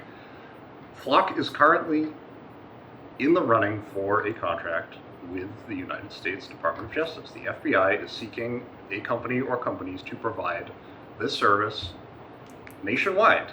So Flock has a vested financial interest in having these cameras in as many towns as they possibly can in order to win this contract. I do not think, based on the vagueness of the data handling policies in the contract, that they would have any problem sharing our data with the federal government if it led them to win that contract or a portion of that contract. Supposition, but I don't think outside the realm of possibility. That's all. Thank you. Thank you. All right. Anyone else? All right. Well, thank you very much, Chief Gill. Appreciate you being My here. email is pdchief@ayerpolice.gov. If anybody has anything, just shoot me an email and I'll try to answer it. And the best way I'm going to do is get it up on the FAQ so everybody gets the answers. Thank you. Yes, thank you so Have a nice much. evening. Again, I do want to highlight, he was here answering all the questions, best to his ability. He's putting his information out there. So, we do appreciate that. Okay, moving on, we have Ray Friedlander to talk about the IDFA Board of Director appointments. Wonderful. Through the chair, thank you to the Select Board for consideration of the 5 applicants we have before us this evening for the Industrial Development Financing Authority. All 5 applicants are in attendance at tonight's meeting. If there's questions that the board has regarding any of their specific qualifications. Just to give a quick background, back in March of this year, the Select Board unanimously approved the reactivation of the IDFA in addition to $1 million of UDAG funds that could be managed by the IDFA with oversight coming from the Select Board once the business plan, the newly improved and amended business plan, the IDFA will consider is approved by them. So that way there'll be some oversight from the Select Board and the community on the use of those funds. The IDFA is not new to Ayer. It was something that was started over 30 years ago and had huge, significant, positive impact for the businesses in our area. So very exciting to see local interest from our Ayer residents to get the board back up and running again. The IDFA is overseen by the state, and their specific requirements for the board members in order to participate. 2 members can be at large, but then 3 of the other members, one has to have municipal government experience, one has to have real estate experience, and the other finance. So we're happy to have found Ayer residents, or recruited Ayer residents that meet those qualifications. We started recruitment back in March, and before you this evening we have our 5 applicants for your consideration. I'm happy to answer any questions, and we're hoping with tonight's consideration and approval that the first meeting, depending on everyone's schedules, can happen in August. Questions? Nope, I think sorry. this is great, and I'm looking forward to this getting up and running. Thank you. Absolutely. And I want to thank everyone that has their name on this list. So I'd like to make a motion that the select board appoint the following people to the Industrial Development Finance Authority: Damian Thompson for a 1-year term, Marissa Rivera, 2-year term, Robert DiPiero, 3-year term, Jenny Lake, a 4-year term, and David Cybro, a 5-year term. And if I mispronounced anyone's name, I humbly apologize. Second. Good. All those in favor? Aye. Chair says aye. Congratulations, everyone, and thank you. Thank you. Yes. If Rachel, you could introduce each of the members, because they're pretty much all new to municipal. Good idea. And they're here. And they're here. Yeah. They've sat through Absolutely. this. Yeah. Damien, Hi, everybody. Hello. Jenny, Hi. Rob, Hi. Dave, of course, Oh, yeah. Yeah, we know. and then Marissa on the screen. All right. Great, thank you all. Well, yes. Thank you. again. Thank you very much. Good job, Greg. Great job, thank you. Okay. Well, that was quicker than the last agenda item. Okay. And people left. They're not going to be here when I go to, so rude. I'll still be here. Okay, moving on to the town manager's report. Robert? Mr. Chairman, members of the Select Board, good evening. You have in your packet the warrants that were approved since the Select Board last met on June 2nd. In the interest of time, I'll get right to the action items, but of course, if there are any administrative questions from the Select Board, I'd be happy to answer those. So the first item under appointments, on recommendation of the Air Conservation Commission, I'm respectfully recommending that the Select Board vote to appoint Mr. Andrew McGregor of Ayer to a term to expire on June 30th, 2028. Mr. McGregor will fill the vacancy of Mr. Mark Phillips, who resigned recently due to the fact that he's moving out of town. And I publicly want to thank Mark Phillips for all of his service on the Conservation Commission. He will be missed. Mr. McGregor was interviewed and recommended by the Ayer Conservation Commission. You have in your packet also a memo from the conservation agent, Ms. Heather Hampson. So recommending appointment. Okay. He is here. Yes. Very good. I have no questions. Do you want to say anything? Yeah, you want the floor is yours if you want it. I'm just happy to be here, and I'm happy to serve the rest of the term. We're happy to have you. Works for me. All right. So I'll make a motion that the board appoints Andrew McGregor to the Ayer Conservation Commission for the term to expire on June 30th, 2028. Seconded? All those in favor? Aye. Chair says aye. Congratulations. Congratulations. Thank you. The next item is actually a change of an existing committee. As the board is aware, you authorized and appointed the Sustainability Committee last year, which consisted of representatives that included resident volunteers. It also included employee representatives. In talking with the conservation agent, Ms. Hampson, and research that she has done and feedback, and you have her memo in your packet, we're recommending just that the board vote to change the committee membership to just 5 resident members. The conservation agent will be the staff support and the ex officio non-voting. The Of course, the town personnel that were on the committee will remain as a resource to the Sustainability Committee, but in working with the MVP program and so forth, they would really like to see the Sustainability Committee be resident volunteers completely. The 3 members, resident members that are currently on the Sustainability Committee would remain, and we'll advertise for 2 more seats. Okay. And the appointments for the 3 that are remaining are still, they've all been, they were renewed as necessary recently? Correct. Okay. One of them was, I think, under Yeah. appointments part 1. Yeah, Yes. okay. Yep. Because I know at least one of them would have had the 1 Yeah, year. so we they did would- that actually in February. That's when the committee was created, so we probably at some point have to revise those. Probably this coming February, we have another one come up. We'll probably have to, we'll work to change it to make it into June, but yeah. When we created it, so when we created the committee, it was done in February.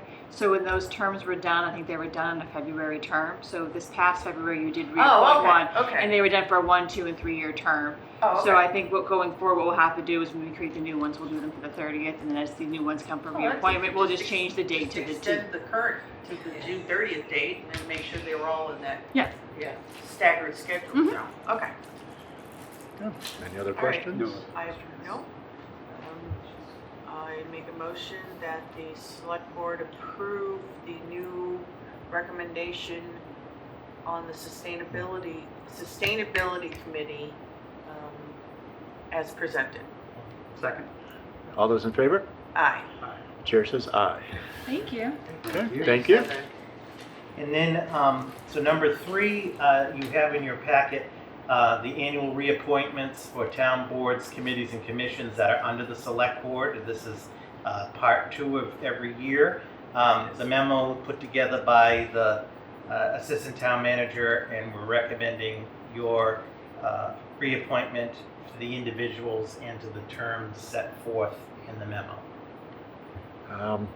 My only comment is capital planning isn't on this list, of which I have it in my memo on the second line. No. We're not Where are there you? yet. That's item number, Oh, she has it in the, it's in the bottom? verbiage of the letter in the memo. No, you're looking at the wrong. I'm looking at the wrong thing. So in there, Okay, yeah. Okay. So you're talking about the other thing. I'm talking about the other thing. Yeah. Correct. Okay. I retract that. Yeah, in my memo. Have the following appointments to make them on your membership for the housing, capital planning, Devil's resolution, tax, jurisdiction, OPEB, rate, they're in the minute. Okay. Okay, yep, I'm on the wrong page. I'm good. Okay, so I'll make it, we're getting confused. I'll make a motion that the select board approve the 2026 annual reappointments part 2 as presented. Second. Okay. All those in favor? Aye. Chair says aye. and then the next item, which I know is on the memo, and I put together in my memo, I did, Mr. Chair, inadvertently leave out the capital planning rep, which is obviously currently you. So each year, the board has looked at your assignments to the respective boards, committees that have representatives. So the Ayer Affordable Housing Trust is Select Board Member Copeland, the Devon's Jurisdictional Framework Committee, Select Board Livingston, Devon's Resolution, Select Board Chris Tavares. The Executive By Board is currently not active at this time. The OPEB Board was Select Member Copeland, Rate Review, Select Member Livingston, and Capital Planning was Select Member Tavares. So it's obviously, if the board wants to make any changes, it's the purview of the board. I'm fine where I'm at. I'm very happy with mine. No changes. All right, no changes. Okay. The next item in the packet is the board's review and approval of a CPC grant agreement for the Ayer Affordable Housing Trust. This was approved, the funding for this was approved at town meeting back in April. I know that the board approved some grant agreements at the June 2nd meeting, and this is one for a portion of money that was approved for the Affordable Housing Trust. And it would be for signature by the chair. Okay. Questions? No questions? No questions. All right. I make a motion that the board approve the CPC grant to the Ayer Affordable Housing Trust as presented. Seconded? All those in favor? Aye. Chair says aye. Thank you. Should I go ahead and sign it since I'm the chair of the trust? Yes. Mr. Chair, if there isn't any objection, I'd just ask Mr. Jim Gareffi, the Director of the Neshoba Boards of Health, just to come up to the table.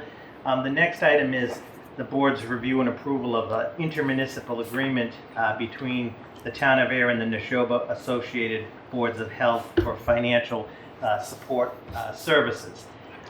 So the Neshoba Boards of Health, through the Director, Jim Gareffi, approached the town recently about an opportunity to enter into an intermunicipal agreement in which the Town of Ayer would provide financial and payroll support services to the Neshoba Boards of Health, which they've had some recent retirements with their financial folks and so forth, and there is a need for some support in some of these efforts, and those are all spelled out in the IMA.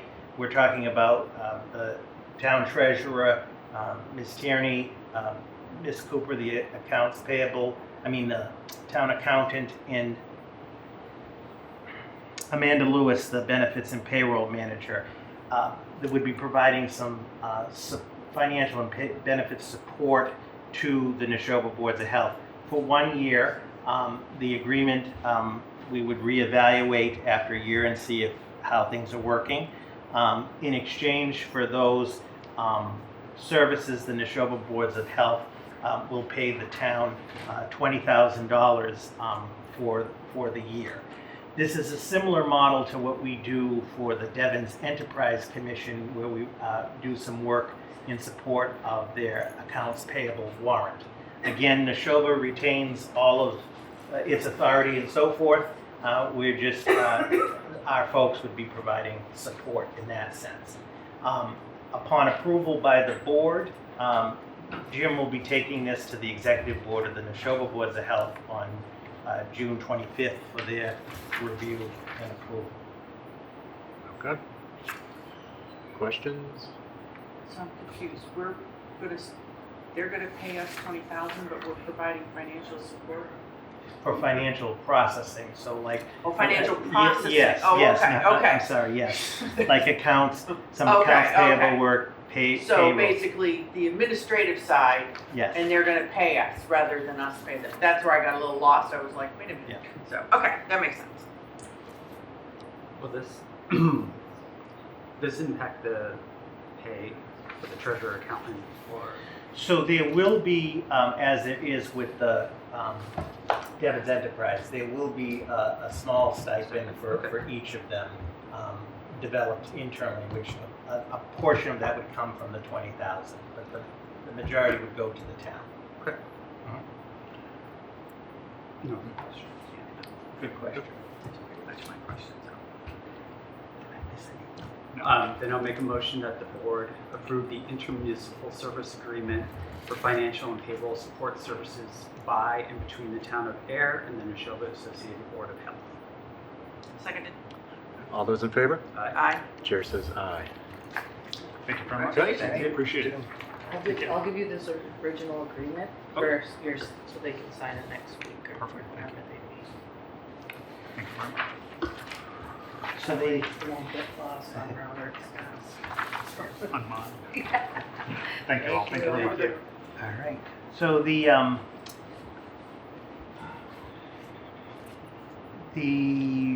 okay, I see. You're at the CPC grant. No. No, We're at the letter. The order of my letter memo for- and the agenda, I think, is a little. Yeah, off. they got a little So the next item, per the June 2nd meeting of the board, in your packet is a proposed draft letter from the Select Board to the state legislative delegation, Senator Eldridge and Representative Senna, regarding the proposed changes to the Supertown meeting as submitted by the governor through legislation. So I think this letter was very good. Mhm. Okay. Of course, I didn't write it, so of course it's not in my voice the way I want it said. So, but Yep. I guess the only thing that I think may be missing is if they change this super chain town meeting, according to chapter 498, they can't have elections out on Devon's. That's why everyone drives to Ayer or Harvard or Shirley, because it's not a municipality. Town meeting is an election.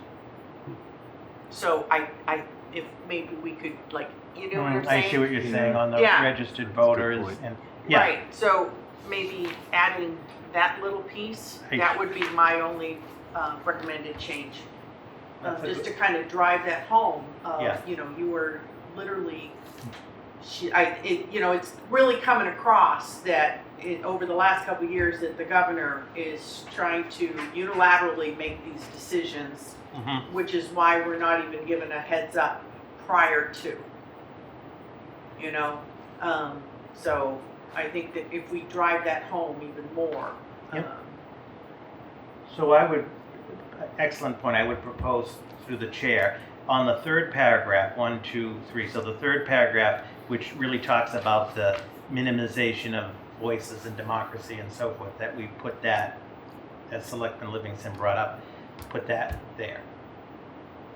The point about, because that is That's the a great point that the point, yeah. legislation doesn't address, is the election component of the town meeting. But if they, in the part in quotations in the second paragraph, where they say, Mass Development will be empowered to call a single meeting. So they're not calling it a town meeting, they're just calling it a meeting. Right, So does that change the... Well, that also, it adds to what I'm saying, is because they're making this change, you know, but they need our town clerks to verify that registered voters are in that room. And they're not supposed to have non-registered voters they can ask to speak, right? But they can't vote because our town clerks would be like, no, you can't vote. You know what I'm saying? That makes it an election. So they're going to change the name. You know? Yeah. But because they still need us, the towns, they're just doing kind of a circumvention. But if they're opening it to residents, and it doesn't have to be a registered voter, Well, just a resident. They can't. They can't. There's a non-citizen out there. They can't. Because then you have our town clerks. So they can't. Because they do just say accessible to the residents of the towns. Right.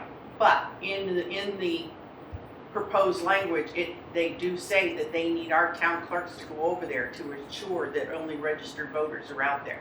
Okay. Yeah.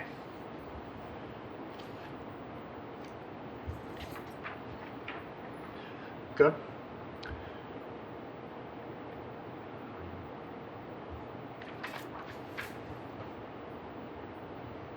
So adding that to the third paragraph? Yes. Okay. I think that's a good change. The rest I have no issue with. Just one thing in the first paragraph. It says towns of Ayer, Harvard, and Shirley. What is your... I missed You that one too. cannot spell Shirley. I know, I don't You'd think I'd be able to pick that up Fast quickly too. fingers. No, I did. He spelled your name wrong. Well, I know he did. I was going to call him out in public. He's got an R and an I thing Yeah. going when you know. I've been called churs before. So. Yeah. You must have actually entered it into your dictionary I have on to your check. word processor, so that's why it's not coming up anymore. I'll have to check. Really? Yep. Is on page 2, the first paragraph, should be exercise instead of exercise, right? Oh, yes, Yep. I meant to bring that up, yeah. Yep. Exercise. Got it. Yeah.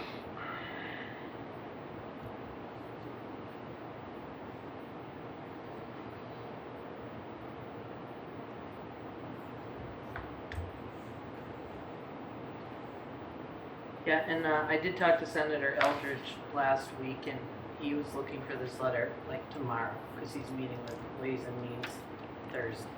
So if we can make the switches first thing tomorrow and then use the signature stamp so we can get it to Yes. him. Yep. I think that's It good. would also been nice if he had kind of let us know when the public hearings were so we could have shown up. Is there also, on that same paragraph on page 2, is there a reason why we're saying at the end of that changes to zoning governing land and buildings in Harvard could pass without a single Harvard resident having voted on them instead of saying Ayer? Yeah, are you using that as an example? Or did you copy Harvard's letter? No, I see. This is why we do this review. That should be Ayer and should be Ayer. Yeah, it should read changes to zoning governing land and buildings and Ayer could pass without a single Ayer resident having voted on them. Good catch.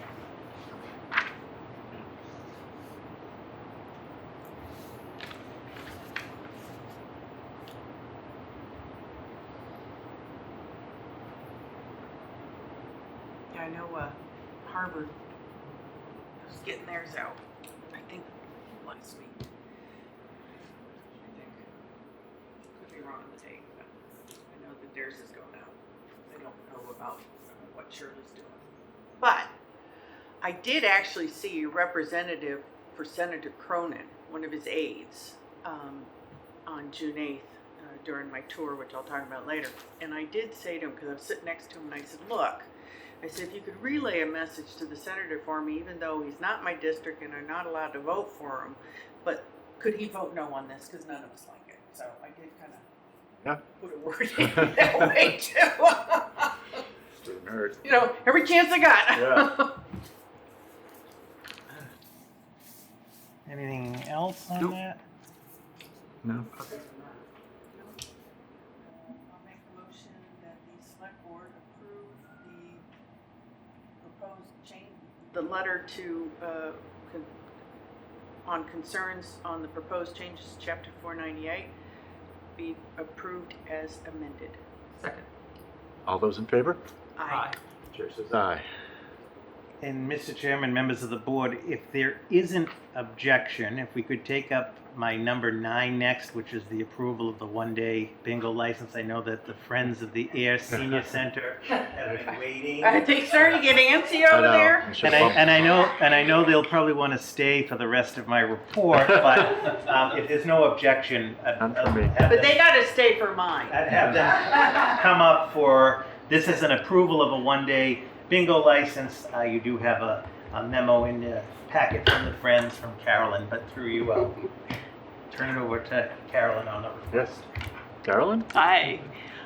Thank you for accommodating us.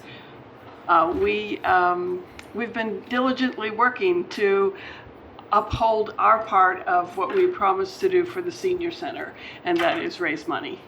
So one of the suggestions from the group that we're really pretty excited about, because we think is a bingo day, and we will hold it on a Sunday afternoon, so it won't interfere with traffic and parking and that sort of thing.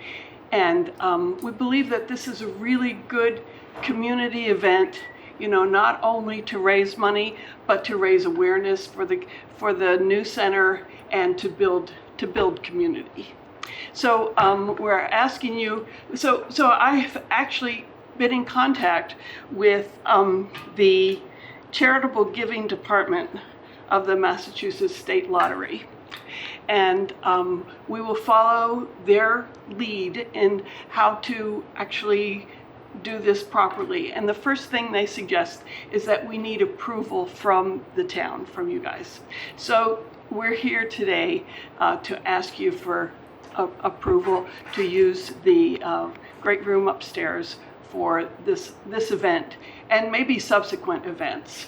But if we can, you know, get this one under our belt, we'll see how charitable it is, how much money we raise, and if we can do future such events.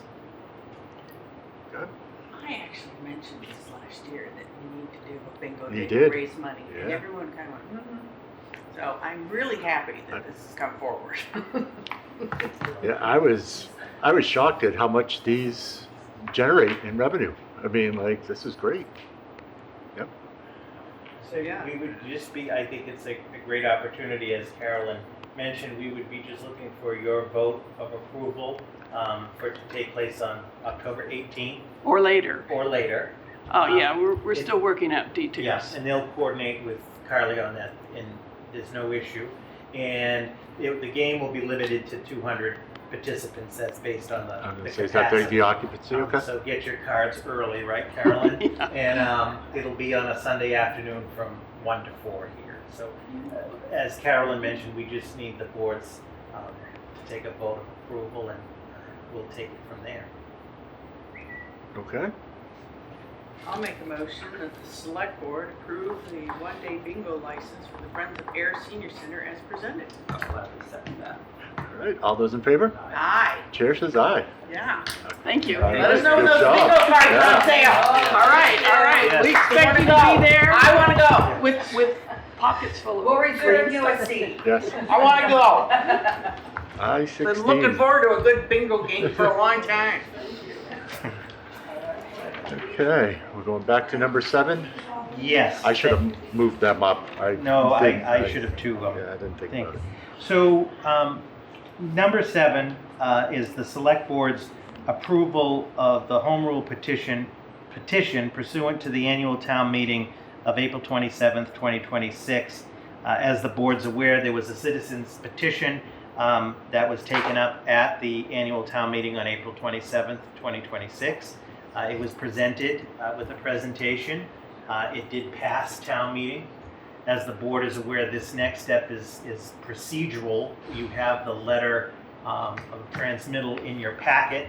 The board would vote to authorize that letter with signature, and we will submit that with the text of the home rule petition, the warrant from the meeting, and the certified vote from the town clerk. And then it goes to Senator Eldridge, who will then, and his staff will navigate it through the legislative piece of the home rule process, and they usually update Ms. Antonellis periodically, and of course we'll keep the board updated as it moves through that process. Then, when it passes the legislature, it'll come back here, and the real work will begin for the town to develop the appropriate bylaw. Okay. Questions? I have no questions. I have no questions. So make a motion that the board approve the home rule petition pursuant to annual town meeting on April 27, 2026 for the second generation anticoagulant rodenticides as presented. Seconded. All those in favor? Aye. Aye. No, chair says aye. All of us. Come on. And then the last item, I'm sorry, let me just, the last item, Mr. Chair, number 8, is a memorandum of agreement between the town of Ayer and Mass Development for grant reimbursement costs. And what this is the board is aware, the Devon's Jurisdictional Framework Committee originally secured a $300,000 housing choice grant that was going to be used for a financial analysis of Devon's related to Devon's disposition. The state, we were awarded the grant. The grant program, there has to be a municipality that's the administrative broker for the grant, and that is the town of Ayer. The state then, after the governor's housing choice, governor's housing study that Selectman Copeland was on, made some recommendations. They wanted to rescind the grant because they felt that it was not consistent with the housing choice parameters, even though they had awarded. So rather than the $300,000 being sent back to the state and reprogrammed to some other community, myself and the town administrator from Harvard and Shirley and the superintendent of schools and Selectman Livingston knows this and from the framework group, one of the pieces of information we need is a school needs analysis of the whole region. Ayer, Shirley, Harvard, Devon's. If Devon's was to be, go back to the town, regardless, we need all this information about the school piece. So of that 300,000, 80,000 is marked for that study. The other funding is Mass Development and the Devon's Enterprise Commission are doing a full building needs assessment of all of the buildings on Devon's, specifically Vicksburg Square, to determine, so we can get all of that information, which would help govern, if you will, the future of Vicksburg Square. There's another study that Mass Development and the DEC are doing on traffic flow and traffic patterns and the impact of growth in traffic on Devon's in the region. So that's what this grant is all for. Mass Development requires, so what they require a memorandum of agreement so that we can reimburse them from the grant for those functions that they're doing. So if you think of this as a housekeeper, we're not giving them any Town of Ayer money. We're just reimbursing their set portion of the grant because we manage the grant. And they require this agreement between Mass Development and the town. So again, it's an administrative requirement on their end. Okay. Questions? No. I have none. And Mr. Chair, the key point in the agreement, I think, to point out is that in the event that the town does not receive all of the grant funding, because it's a reimbursable grant, if we don't get all of the funding, then we're not liable for the money. I think it's on page 2. I'll make a motion that the board approve the memorandum of agreement between the town of Ayer, Massachusetts and the Massachusetts Development Finance Agency as presented. Seconded. All those in favor? Aye. Aye. Chair says aye. Mr. Chair, unless you or the select board have any further questions, that concludes my report. I appreciate your time and consideration tonight. All right. Thank you. Okay, moving on to new business. We have a microgrid tour presented by Select Board Member Livingston. That will need to be reloaded because we just connected up. Okay. Oh, give me a second here.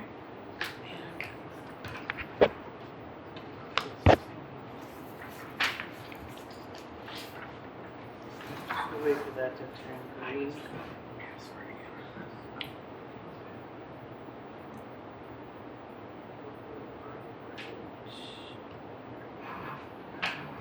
Yep.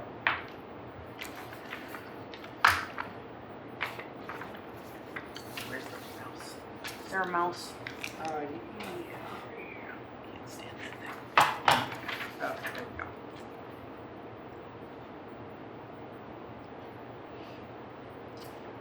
I don't like it when it does that. Why is it doing that? I don't want the note side. I don't know why it does that. But it shows the normal. Yeah, you're good. Oh, it shows normal up there. Yeah. Oh, okay.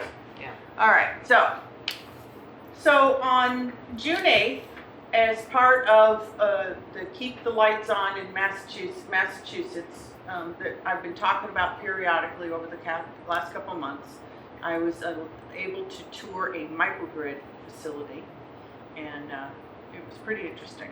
And so here's all of us. So what we have here is representatives from Harvard, Lancaster, Schneider Electric, American, I can't remember what's the name of it, American Microgrid Solutions, and one of them's one of the aides to Senator Cronin, and there we are at Schneider Electric, who were giving us a tour of their facilities to show us kind of like how a microgrid would work. I got to give a shout out to this facility. It was gorgeous. And I am so jealous because pretty much my entire career has been working in federal government buildings, and I am so jealous of what these people get to go to every day. So, all right, so what this is the Keep the Lights On is, as you know, I came forward a couple of months ago to talk about this initiative to create a microgrid in the town of Ayer, becoming a part of a consortium with Harvard and Shirley and what is it? Yeah, and Bolton, they have currently signed the MOU that we signed about a month and a half ago. And Lancaster, Clinton, and Berlin are reviewing and preparing to sign. So as you can see, this is the list of some of the people that were there and what the purpose of it is. Now, Schneider Electric, if you want to kind of Google this, Schneider Electric helped create a microgrid on Miramar. When they had a bad power outage a few years back, they created this microgrid. So now that military installation doesn't have to worry about the power going off. Okay, so this is, really something that is quite something going on. Okay. So what it is that they've created this, what they're calling a HERO, and it's a hub for an energy resilient operations. And what it is, and you wouldn't necessarily know it when you're passing by it. So the first thing is that it can be put in a school campus, DPW yard, water treatment facility, public safety complex, only on the land the town owns. Okay. It includes a local carbon-free generation, solar battery energy storage, or as they call it, BESS, and smart microgrid controls. And it keeps the lights on. Power goes off, and now the system's going to recognize the power's going off. Wait a second, what's going on? Power's back on. Okay? So this would be great. Now initially it would be for municipal buildings only if we end up going forward on this. Okay? But you'll see where there's an advantage to not only doing this, but how it will help us going forward in the future. Okay? So just give her a second to read it. Okay? And the U.S. Department of Energy has partnered with Next Gen Energy to develop these HERO hubs. So the federal government is for this, which is a benefit to all of us. Okay? So how it works is, you have a configuration package, all right, so you have this transmission system, or as they call it, the front of the meter, all right, and it's going to go to the distribution system, which is going to distribute to critical facilities like our public safety facilities, and then it will help manage all our municipal loads. But there's also, it will create a power market asset, and which will then feed into a wholesale marketplace, okay?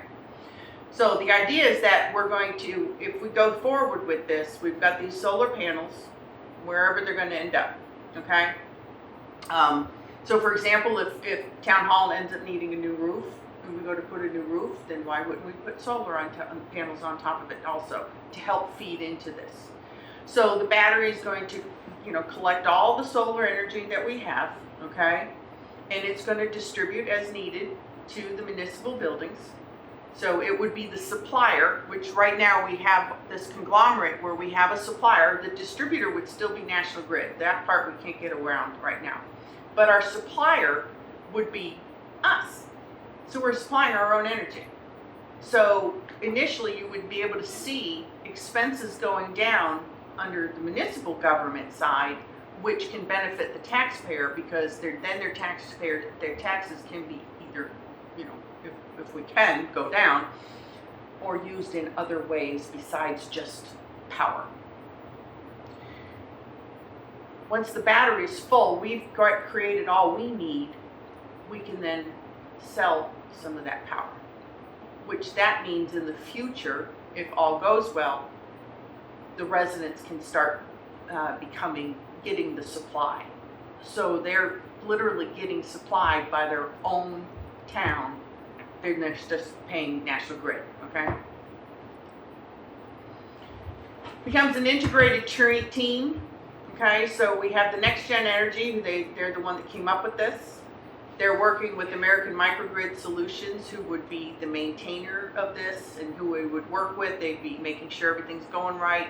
And then Schneider Electric helps do the hardware and the software backbone, okay? But it's not, they're not working for the man, as they would call it. They'd be working for us, okay? Now, how would this be financed? So you're bringing together municipalities, green banks, tax equity funds, yada, yada, okay? 60% of it is the long-term infrastructure loan secured by physical assets and revenue contracts. So it's a mortgage on the infrastructure, okay? 32% the tax equities and ITCs. Private investors receive the federal ITCs generated by the storage assets and monetize the solar and storage assets depreciation. And then it's 8% sponsor equity. We are participating as limited partners, contributing equity, and we would co-own the asset.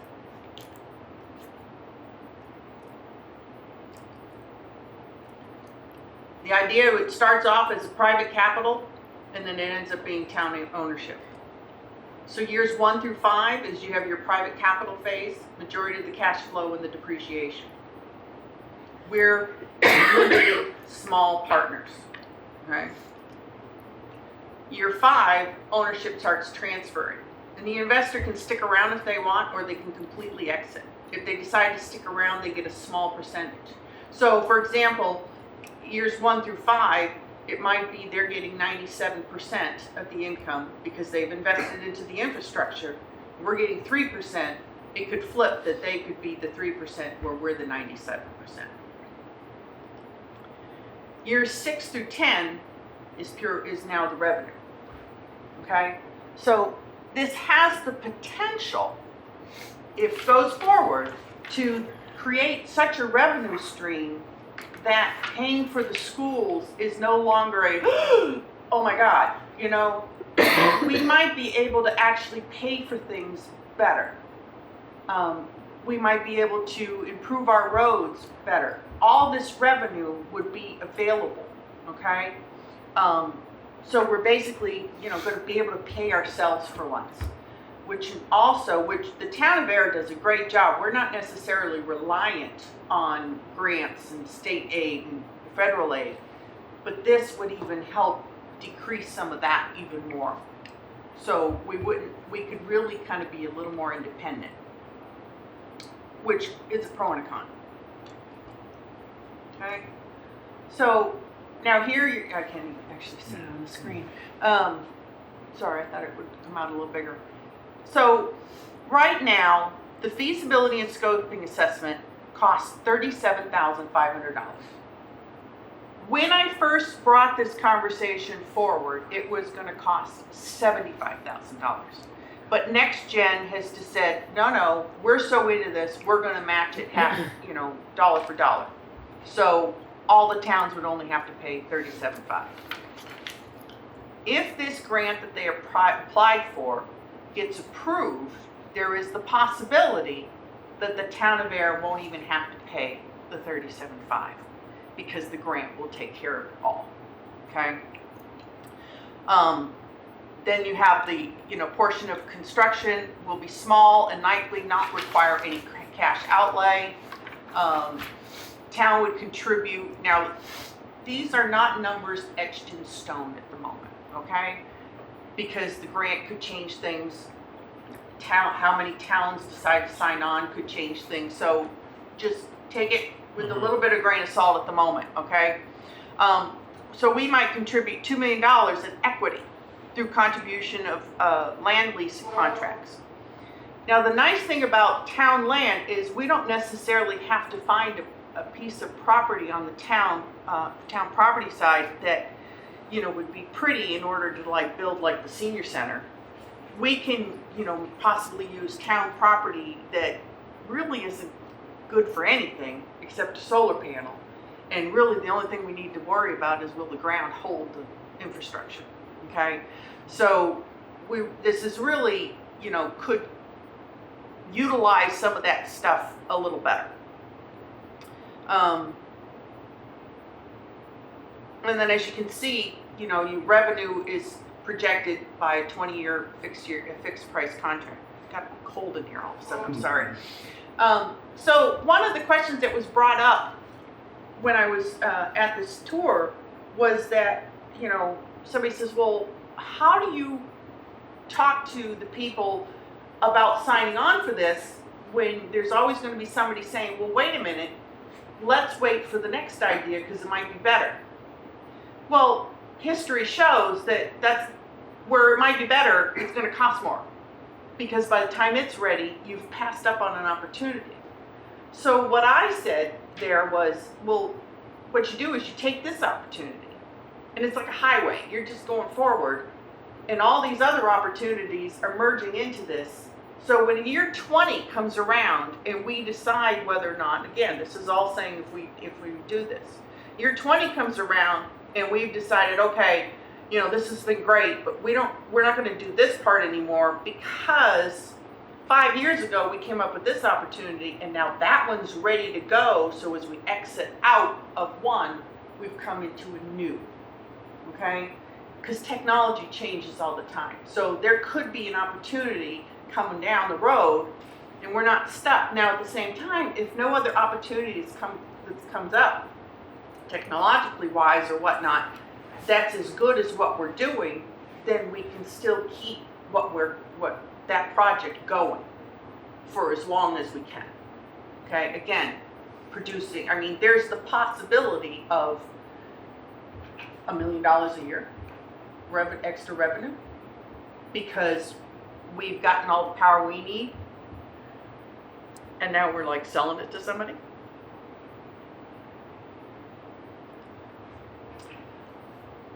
So this top picture up there is an example of one of the best units. Okay, so it looks just like one of those pods you might get to put in your driveway to store all your junk, right? So that has your control system, your battery storage, and more importantly, it also has the fire suppression system, which actually had been brought up as to what would happen if it goes up in flames, which is in the realm of possibility because we know batteries can sometimes explode. So it already has that in there. This picture here is where they showed us how the power grid works and how when power goes off, how it thinks power goes on. So it's an emergency generator is what you could think of. And then I just wanted to show all of us there because we were pretty pleased with ourselves. Very nice. Okay. Can I ask a quick question? So does it eliminate the need for our generators that we have? I don't know the answer to that question. I'm just curious. I would think that eventually you would need those because this would take over. Yeah, Okay, so. sure. Right, okay. So, where do we go from here? So right now we're waiting for the grant to be, winner to be announced. If it's awarded to Next Gen, then the whole feasibility and sustainable, the FSA will be fully covered. Okay, that's the feasibility and, thank you, contract. It's really cold in here. I can't talk when it gets this cold. So then it's August through September, we go through the MSA plus phase and the South Sun. Minimum of 6 towns required. Right now, 4 have signed on. And it looks like I think Lancaster was present. I think they're going to sign. And then I have no information about the other 2 towns that I mentioned at this moment. Okay, I will update you as accordingly. September through November is when they would do site visits, load analysis, and working with DPW and doing all this other stuff as far as like where would be a site and see how this is going to work. Okay, and then there would be all the community engagement, town meeting, resident outreach, so that if and when it goes to town meeting, which all goes well, would be spring of 27. Everybody's going to have been provided all the information they need to make an informed decision. And from day one, once it's constructed, towns receive below market power from day one. So if we're paying 5 cents, we pay 3 cents, whatever the amount. I use those numbers as an example. It was pretty easy, pretty simple the way that the grid was set up and everything. It was really cool. I highly recommend you look into, like I said, I mentioned earlier, Schneider Electric with Miramar and how they did that. American Microgrid from the beginning. They've also been working down, I believe, I remember correctly, I don't have it on my notes, Frederick County, down in Maryland and whatnot. So these are the way of the future. So, and especially up here in New England, when we have these power outages, if this can get our emergency services especially up and running, that's a benefit. This is a big win for us, okay?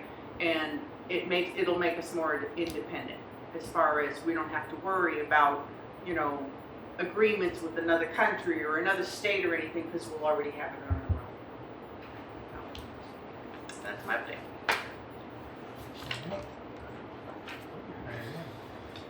Thank you. Thank you. I will keep you posted. Yes, thank you. Next order of business is the Ayer Affordable Housing Trust request for emergency funds. Well, I feel a little silly now I don't do a PowerPoint presentation. Worked on it all day. Just kind of an update on the housing trust. We've had, over the last 5 years, we've had a lot of success with our rental assistance program. We help, I think we're up to 14 families a year with rental assistance. But we're looking for other ways to assist. And one thing that came up is we already have a fund for fuel/energy assistance, but we'd like to do more with it. So I want to request up to $15,000 from UDAG to go into this fund so we can start advertising it more and start using it for more families. And then July 22nd's meeting, have a formal proposal for going forward with the funding source will be. So we don't have We do have, so in the fund, IC Credit Union gives us, last year it was $2,000, this year it was $2,500. That doesn't really go too far. Okay. So we kind of want to beef up the fund. Okay. Make it available to more people. Is there any mechanism? I was just going to ask, so, you know, how do people find out about this and apply for it? Like, So like with our rental assistance program, it was mostly advertised through social media on the town's page, and we've had tons of applications, so it seems to really work well. Through the Office of Economic Development. Here, Right. hey, Yeah. through the chair here if there's additional questions. Yeah. So through the same. Okay. Same means. Okay. So, Mr. Chair, on one of the things, talking to Select Member Copeland about a funding mechanism, so when we come back for the board's further discussion consideration in July, one idea could be, yes, a portion of the town's free cash each year could go towards the fund. That would be subject to town meeting approval. Another option would be that we come up with an amount that would be a standing item in the omnibus budget as a budget line, say under the Office of Community and Economic Development. A third option is we receive an annual cannabis money. And so like we did with the meals tax, we developed a policy way back that the local meals tax goes towards OPEB and supplemented by free cash. We could potentially take a portion of the cannabis tax and put this towards the fund. Again, that would also require town meeting approval. So that's the piece for July 22nd, is to just refine some recommendations on a funding mechanism. And I think if we could approve an initial UDAG allotment, that will give us time before fall town meeting to kind of get a better sense of how many people will utilize this program, how many people we can reach, which will then give us an idea of how much money we should be requesting each year. Good, because that was my next question, so you answered it. Kind of like, you know, how many people are you looking to assist? And through the chair, if I may, the fund also is it supports fuel and energy requests, but it also helps with housing. So if we have someone that comes into the community and they're unhoused and there's a cold winter coming, for example, it's been used in the past to assist with temporary housing of that individual. And the way that it's managed is by an internal board within the town. And so our community development program manager receives an application from an individual, often referred to the town by Air Police or even National Grid. Right now, that's a goal of the department, is to assess how can we actually better market and increase accessibility of this program. But then once that application is received, the community development program manager writes a memo to the internal board of town staff saying that we've received this request, and then the members vote to approve it. And this is actually a practice that other communities do. It's not just unique to Ayer. So the amount of funding will also I think help the community decide what other uses besides temporary housing, fuel, energy could be used, like internet bills or cell phones or things of that nature too. Yeah. Sounds great to me.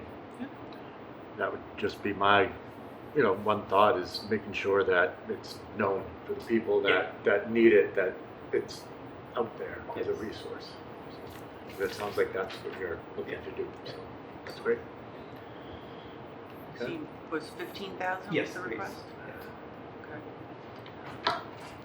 And there's nothing else we need to do prior to me making this motion tonight, right?